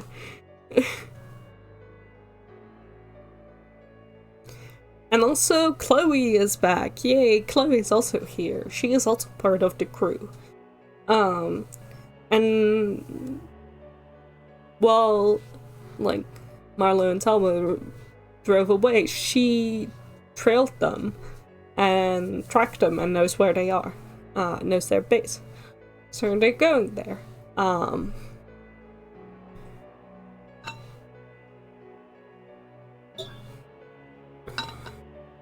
The gang's all here, even Jeff. Jeff's always with us in spirit. And, while they're there, Marlowe finds out that, in fact, she took a fake ring from Nathan, and it was all a trick, and they are probably here. So sneaking around and trying not to get in trouble. While they're going for the decoder. And with the decoder as well as decoder, as well as a manuscript from T.E. Lawrence, he manages to figure out where Francis Drake went while taking this detour secret mission from the crown, where he went to this is after they have already gotten back out after another kerfuffle with Marlowe. Drake is going on a little history rant again. And turns out Sir Francis Drake went to Arabia under orders of John Dee. And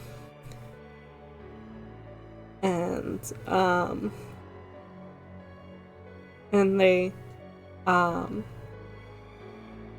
find out kind of what they're looking for, which is or what they were trying to look for probably, which is the Atlantis of the Sands, which is a city of immeasurable wealth swallowed by sand somewhere in the desert in Arabia. They don't know where, which might be a problem, but, they'll burn a bridge when they get to it.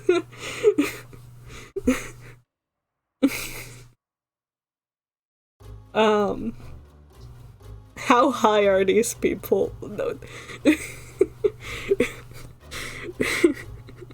Not high enough for everything that's happening.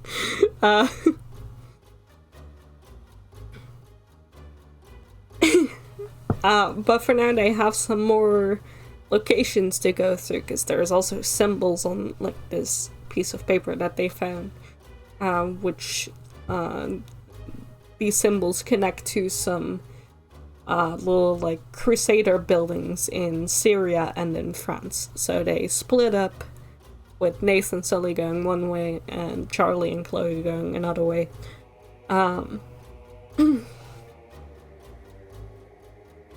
So Nathan and Sully go to France, to this little crusader building.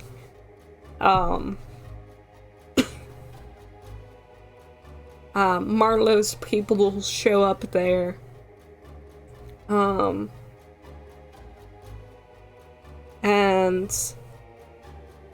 they find a crypt under the temple. And they find some stuff. They find like half of like a talisman, and the other half is probably in the thing in Syria. But then Talbot shows up, which is bad, but also Nathan just tries to do his witty, like, taking the weapon from someone else while he's trying to give up, but it kind of fails, so he kind of gets a little bit shot at, but it's fine, it's whatever. And then there's a sudden onslaught of scarabs, which is actually my least favorite thing in any of these games, are the fucking scarab insects in the fucking Uncharted 3.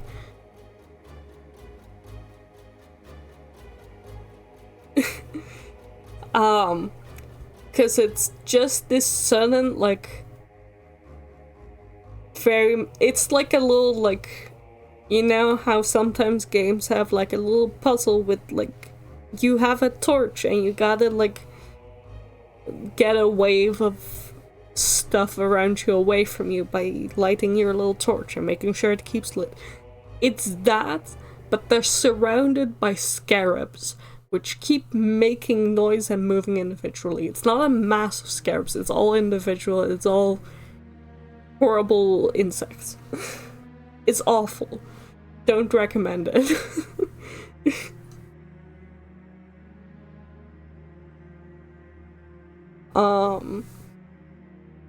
It's legitimately the worst part. They're coming from everywhere. They're trying to follow you. They're...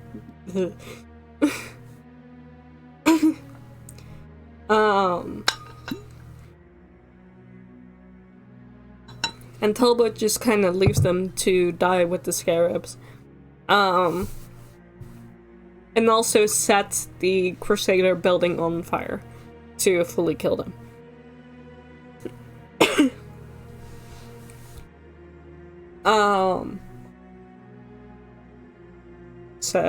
But they managed to get out of the mess, get out of the building, and they're kind of like, well, they probably think we died, that's good, but Sully's kind of like, hey, Nate, what's going on?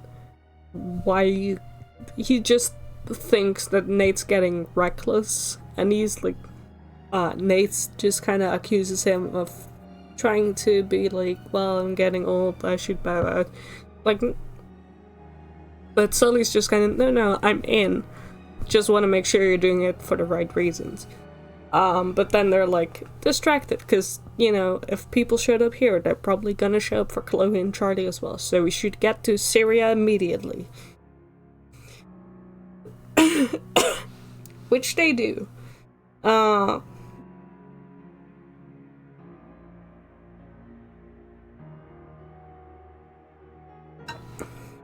They go to Syria. They meet back up with Chloe and Charlie. And Charlie's kind of figured out something, a little something. Which is why Marlowe seems to be so invested in this, is because whatever, like, Marlowe and Talbot, like, are part of this group that's basically descendants from like John Dee's little cult group that's like, you know, spying secrets. We want all the secrets. We want power through secrets.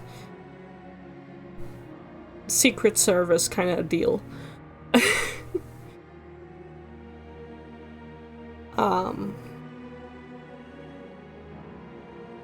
Charlie and Chloe are also good guys, yeah. Talbot is not good. And I'm about to tell you why. Because he is showing off his little trick of the game, which is that he basically poisons people, drugs people with his little, like, needle gun. So he drugs Charlie, and takes all of Charlie's notes and such. And then just kind of disappears, mysteriously. So now Charlie is just kind of fully drugged up to hell and paranoid and doesn't know what's going on.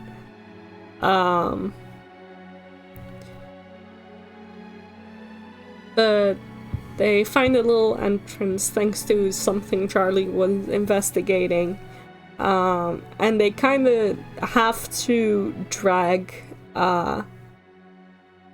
Charlie through, even though he's, you know, drugged up and kind of acting very claustrophobic due to everything that's happening as they're heading into this little underground section.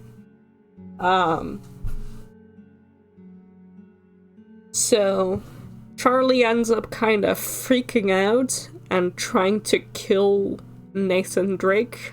And he snapped out of it just in time to not, you know, get shot for trying to kill someone.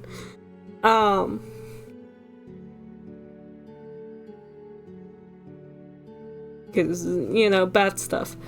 But he's kind of snapped out of it, but he's still a little bit affected by all the drugs and such, so not in his right mind still, but no longer killing Nate by literally choking him to death.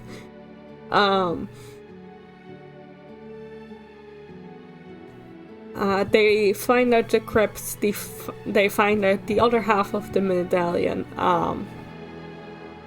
The half they found in France they lost, considering how they got confronted by Talbot. But Nate always makes little drawings of everything, so they know the inscription on it anyways. Argue Nate deserves to be throttled just a little. He constantly misses. He's constantly getting throttled. Like, Nathan Drake is not like the invincible action guy. He's pretty much failing his way to success most of the time. Constantly getting beaten up, blown up, shot up. Just truly a miracle he's still alive.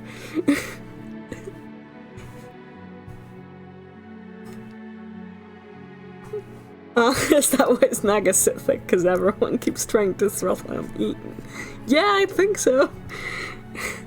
He is a disaster.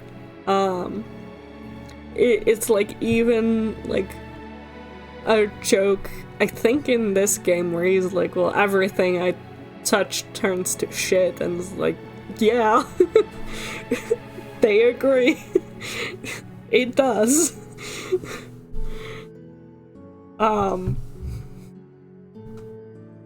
The complete disaster in every single way possible.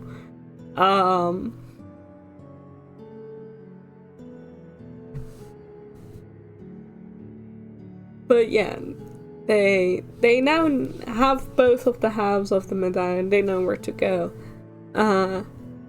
Talbot shows up again and tries to get Charlie to who's still a bit drugged up, to shoot at Nathan, but Charlie manages to resist.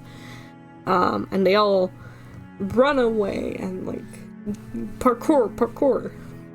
Hell yeah. We're all doing cool parkour. Except for from one point when everyone's jumped from the tower, like shit breaks down and Charlie is left on a tower by himself, which is about to go up in flames. And also Talbot is there. So he is forced to basically jump down and breaks his leg. Which honestly, first time I saw that, I fully thought he jumped to his death. But no, he's fine. He's just broken a leg. And they managed to get away.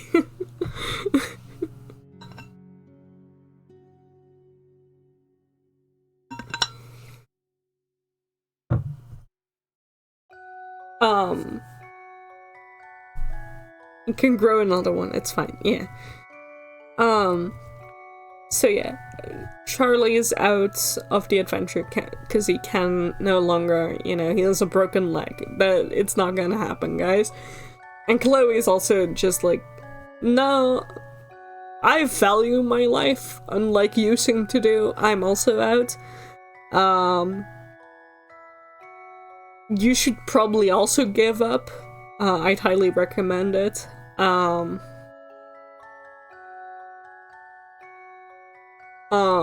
But Charlie is like, no, you should keep going. Like, after what they fucking did to my leg, you can't, you need to go continue.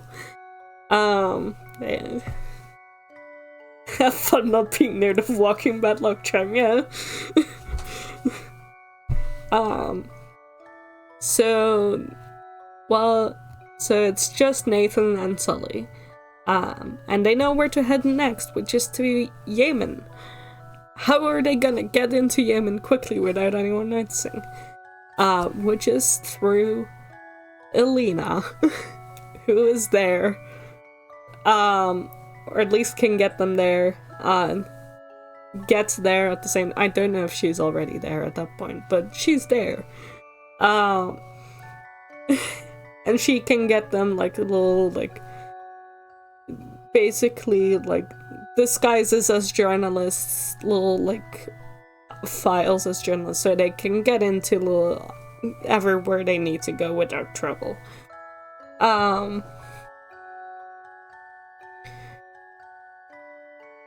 And she helps them get into the country, and Alina is wearing a wedding ring, because turns out she and Nate got married, but Nate's not wearing his wedding ring, so there might be some troubles.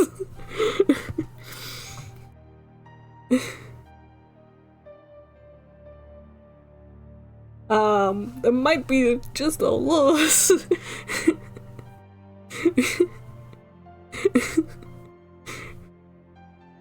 And by this point, you might find out why I called this Nathan Has Commitment Issues the series, considering he kinda got together with Alina in Uncharted 1, and by Uncharted 2 they were broken up and getting together, and by Uncharted 3 they're married and having trouble and he's not wearing his wedding ring.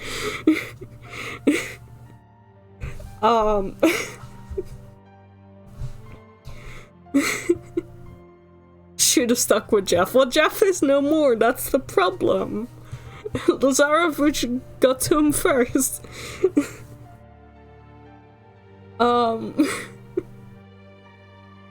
But yeah, Alina is just kind of basically immediately arguing with Nathan, because like, why the fuck are you here? What are you looking for? Are you being an obsessive freak again?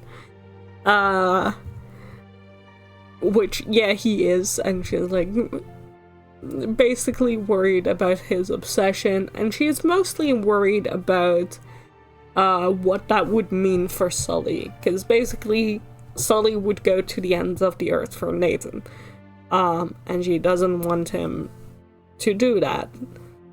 She likes Sully, she cares about Sully, she doesn't want anything bad to happen to him.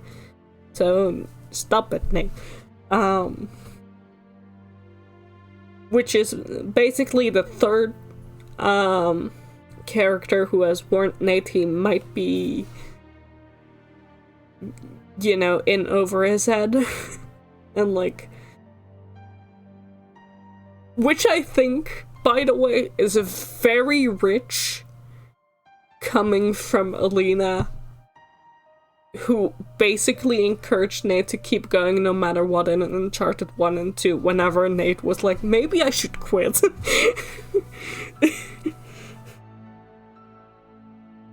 Like, of course she was never gonna quit, but also Alina definitely didn't help.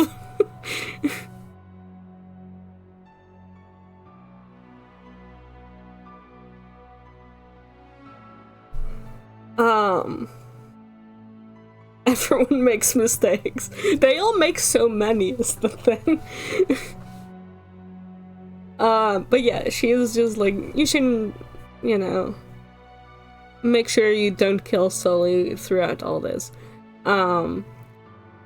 They get into this part of the city that's like shut off, and they see Talbot walking around with Charlie's notebook. So Nate just kind of immediately, no hesitation, jumps out trying to get it back. Which causes Alina and Nate to argue some more later. But it also led them to the exact place they need to go, because convenience and convenience is all the way down. Where they find basically a star map somewhere in a well. And Nate just kind of asks Sully, because Sully's been in the Navy, like, hey, can you, like, if this is the way, shows us the way in the desert to this lost city, can you find it? And Sully's like, yeah. And Nate's like, well, can you remember it? Because I don't want to write it down in case they get to us again. So it's like, okay, fine. I'll remember it. And I'll lead us there. And then, whoops, there's more scarabs. Because once was not enough. You gotta make it just absolutely horrible multiple times.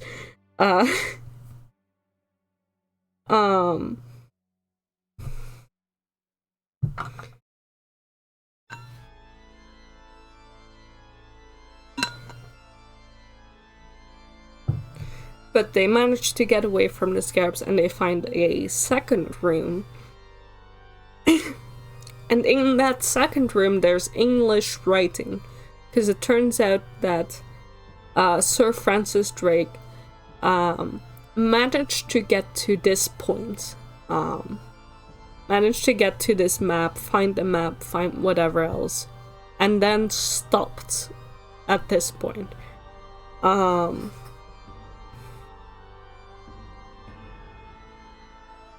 So Alina is like, hey, maybe if Sir Francis Drake, the treasure guy you've been following this entire time, saw whatever he saw here and was like, no, this is it, I give up. Maybe you should give up too.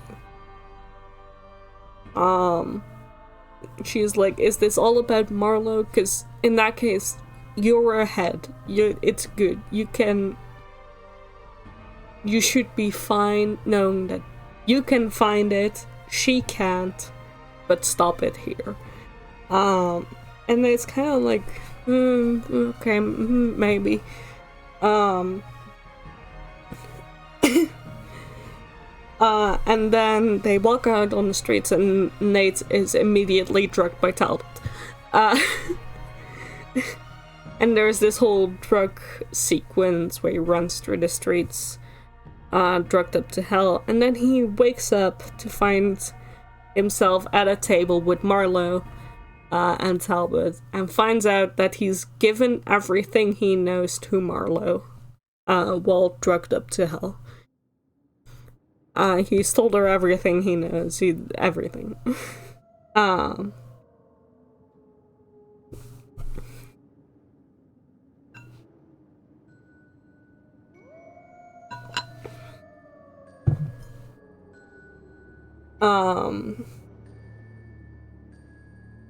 and they have a little back and forth, and Nate's like, well, you don't know anything about me, and Marlowe's like, well, I probably know more about you than anyone else.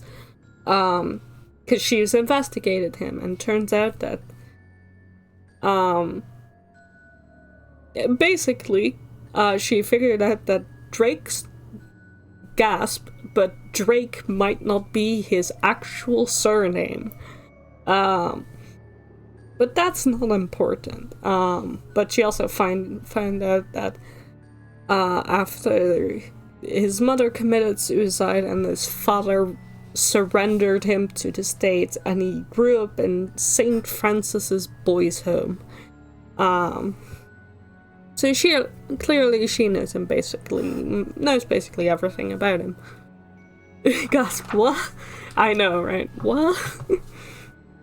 What? You're telling me Nathan Drake is not actually Nathan Drake? Yes, I am telling you that. So, and also while he was in his drug-induced stupor, he also told them that Sully has the coordinates to find what will now be referred to as Iram, which is this magical, mystical city of endless wealth.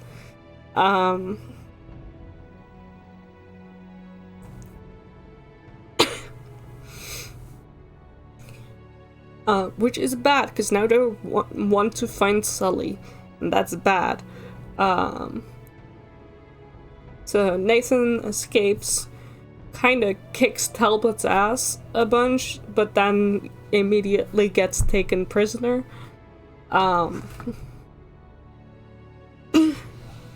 After which, Marlowe and Talbot give him to pirates, so the pirates can kill him. So he's now in a massive, like, shipyard set piece, basically. I cannot do justice how cool the set pieces in these games are, by the way. They are really, really cool. Really, really pretty.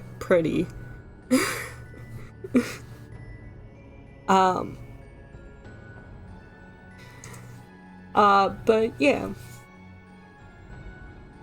So the pirates are, have been paid off by Marlowe to kill Nathan Drake. What pirates? Yeah, modern pirates, don't worry. Basically hired thugs. They need to be pirates so they can have the cool shipyard set piece.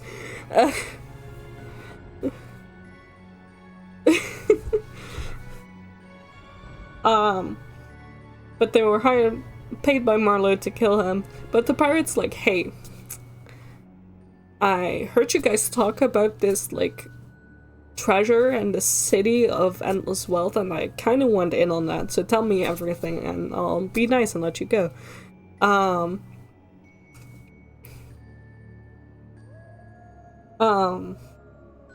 But Nathan escapes again, and that entire big boatyard set piece is very cool. He ends up in the sea. He washes ashore somewhere else, where he meets back up with Elena.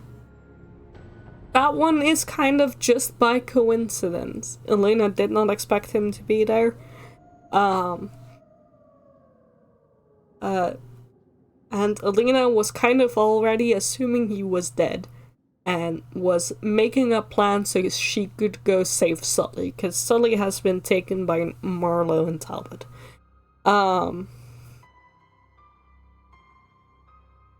So she was kind of gearing up to launch this rescue mission when Nate shows up. But so she's like, okay, cool, well, I have this plan, let's go. Let's go do this. Because they, like, Marlowe and Talbot and Sully, their caravan is already way deep into the desert. But they're expecting this, like, drop-off, basically, from a plane. So she's gonna sneak onto the plane, to get to Sully. That's the plan. So they go to the airport, and Nate immediately leaves Alina behind. Because we get a little bit more, like, into their marriage issues, and, other than, you know, Nate's obsession, and it's that, Nate's pretty fucking scared of Alina dying. In the fucking bullshit that happens. Which is very hypocritical of him, but also valid, considering everything he touches falls apart.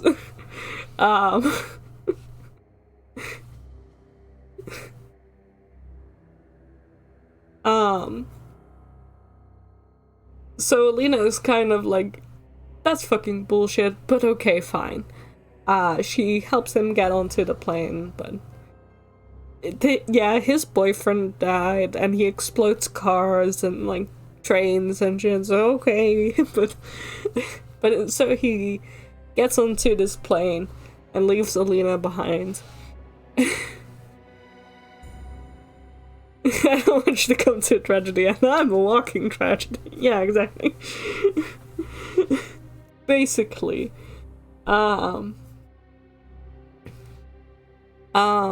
But on the way there, Nate gets discovered on the plane, and a scuffle breaks out. And, shit happens, more scuffle, the fucking hangar opens because they're trying to throw him out of the plane. Things start falling down.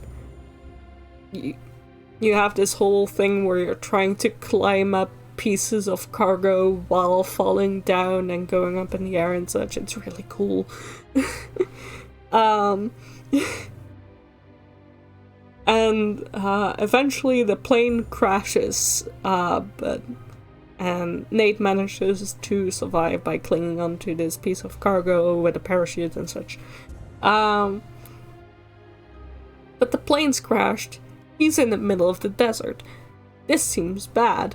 And so begins a very, very long sequence of Nathan Drake wandering through the desert and having hallucinations along the way. Because, you know, desert stuff.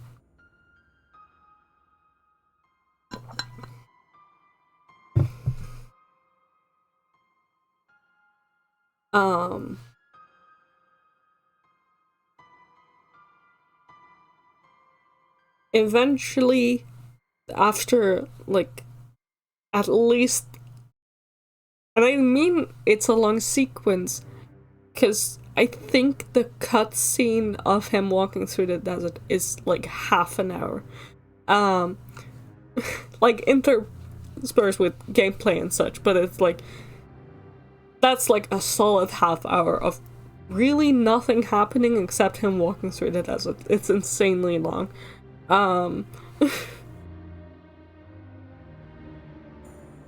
But eventually he manages to get to this little ghost village, only to immediately see people there, and he gets thrown into armed conflict. Because again, everywhere Nathan Drake goes, shit goes wrong.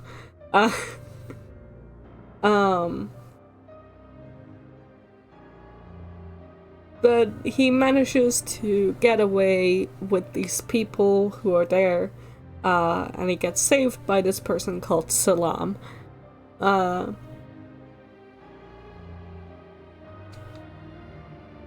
And they establish they aren't enemies and, you know, help each other. And Salam learns that Nathan is going after the English convoy, as he calls it, which is Catherine and Talbot with Sully, because he's trying to save Sully. And Salam is like, well, they should never get to Aram, the city, because they should never open the city of Aram, because Aram has been cursed by the tormented spirits of jinns. So they shouldn't go there. That's bad. That's really bad if that happens. Because it's basically a hell place on Earth. Do not go there. Well, you should go there to stop them, but they should not go there. I'll help you. So they're gonna attack the English caravan, which they do, and they save Sully. Yay, Sully is saved. And they have to ride into this sandstorm to go after the English convoy to stop them, where they lose Selam, but they end up finding Iran. And they get to Iran. Woo, pretty city, yay. And Nathan Drake sees their drinks from a fountain. Like, wow, so that's how this city could thrive, because there's just water out here in the deserts, etc., etc. And then he watches this weird eclipse happen, and Sully suddenly, like, Talbot and Marlowe show up, and Sully gets shot, and he has to run off immediately. And there's he's running, and suddenly he's back in, like, Colombia, which is where the flashback at the beginning of the game took place. And he's being surrounded by scarabs again. Because once again, it wasn't enough that the scarabs were there once. So he might be hallucinating a slight bit. And after a while, he finds Sully, and Sully is alive. And what happened? What happened? But you died. But they showed up in the eclipse and such, and Sully's like, no, nothing happened. Nothing of that sort happened. You kind of just went crazy after drinking from the fucking fountain in, like, the ancient city in the deserts.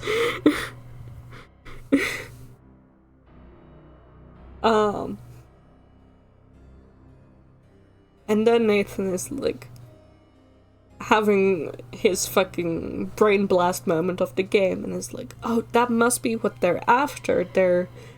There's like this Salim sets that the jinns were all, like, contained into this bronze container. That must be in the water. That must be what's causing these hallucinations.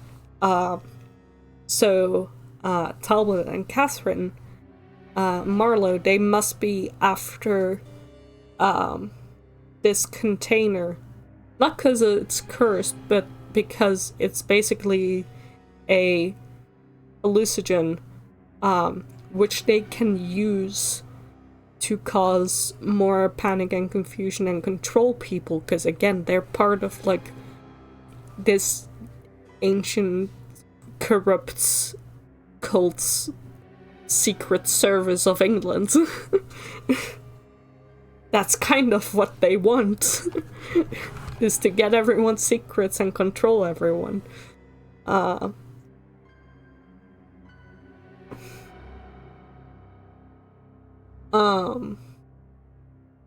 Seem to be on top of that already, to be honest. Yeah, I don't know why they need that when Talbot can just do that.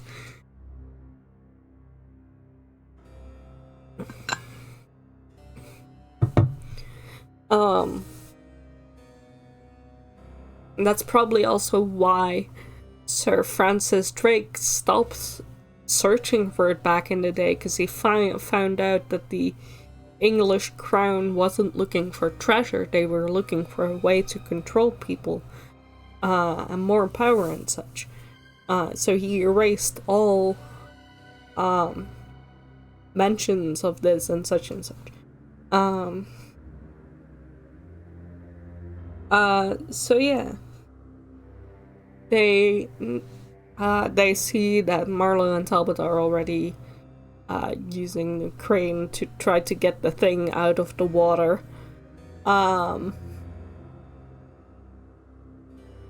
container out of the water. So Nathan Drake naturally blows up the crane. Everything starts breaking apart in true Nathan Drake fashion.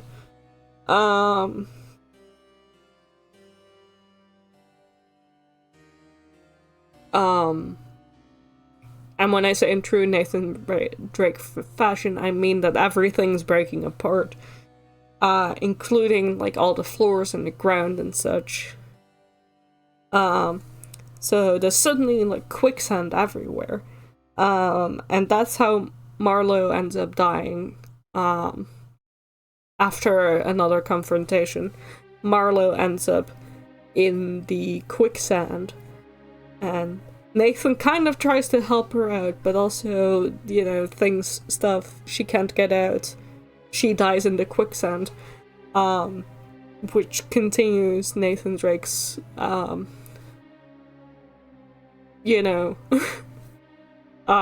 spiel of not killing the villain, but instead making them suffer a far worse death.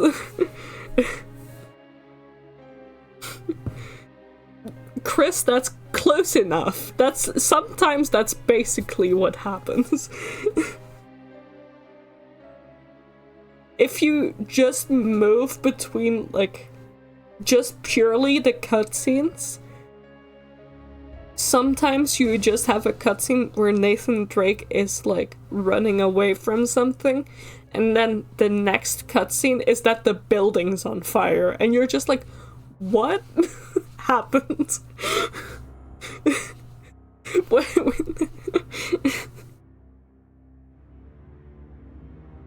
And there's just a tiny gameplay section in between, but it's not enough to justify that the entire building is on fire.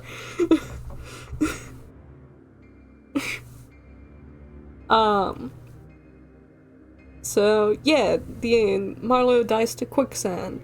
The city is falling apart. They have to do parkour.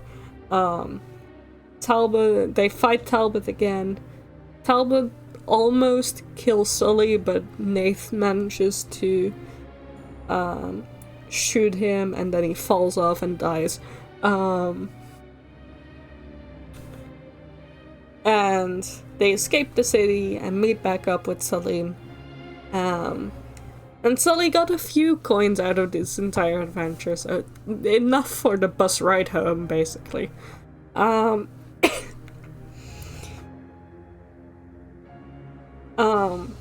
And at the end, they're all just kind of... Alina and Sully and Nate are all just kind of walking together. And Sully is kind of giving Nate a good little dad talk and is like, you should think about what really matters, such and such. And he gives Nate the ring. Not the Sir Francis Drake ring, because that one's gone down with Marlowe. But the wedding ring that Nate's supposed to be wearing. And Nathan is like kind of joking about like, haha, you're trying to propose to me, what?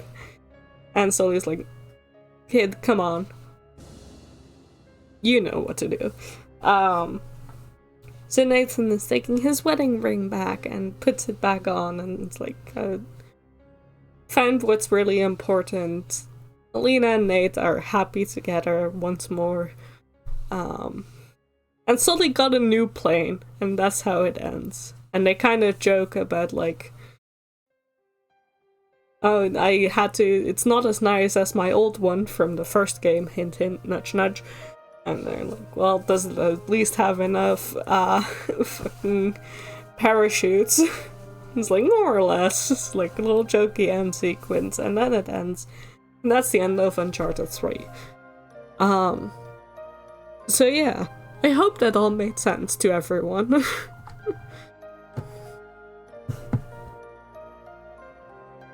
So Uncharted 4 starts with them happily married, right?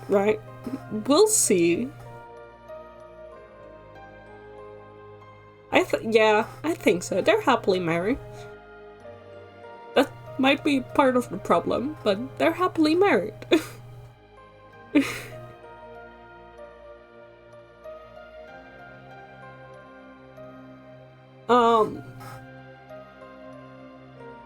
It might still have a little bit, you know.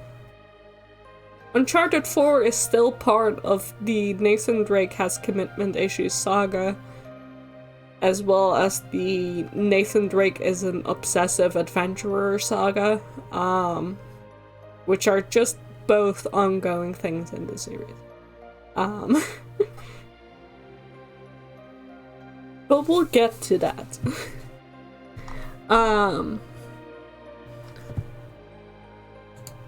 So I guess then the thing is like, who should you remember? For Uncharted 4, Nathan Drake, obviously. Alita, and Sully. There will also be a game afterwards, which is a spin-off with Chloe in it, which I will also be playing. But that's for afterwards, but keep in mind Chloe might be coming back. But not in Uncharted 4. And always remember Jeff. Rest in peace, Jeff. Drake touches things, they explode, dozen maps are followed, villains die to their hubris, happily ever after stops just before the next game starts, repeat. Yeah, I'm flirting. Everyone's still witty, full of witty banter. Such and such.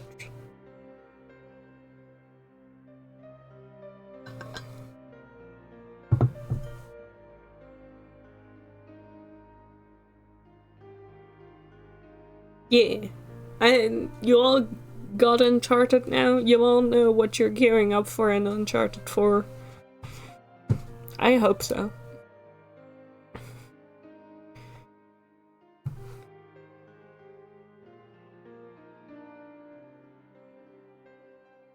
Yeah. Good. Anyway, that's me yapping. That was me yapping. I'm now done yapping. I will continue yapping, but a whole lot less next time.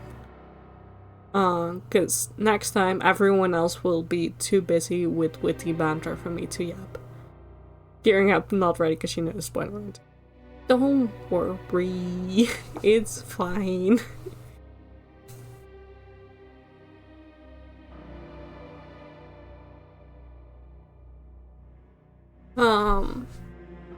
Yeah. That will be happening. Uncharted 4 next time. Same cheap time, same cheap channel. Prepare for just so much witty banter. But also just fun times.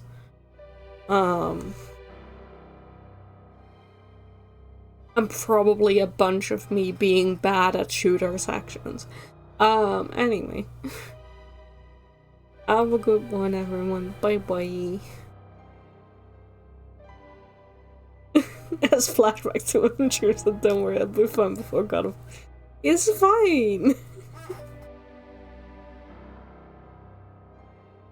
The thing is, it is fine. Have a good one, everyone. Bye-bye. Love ya. Bye.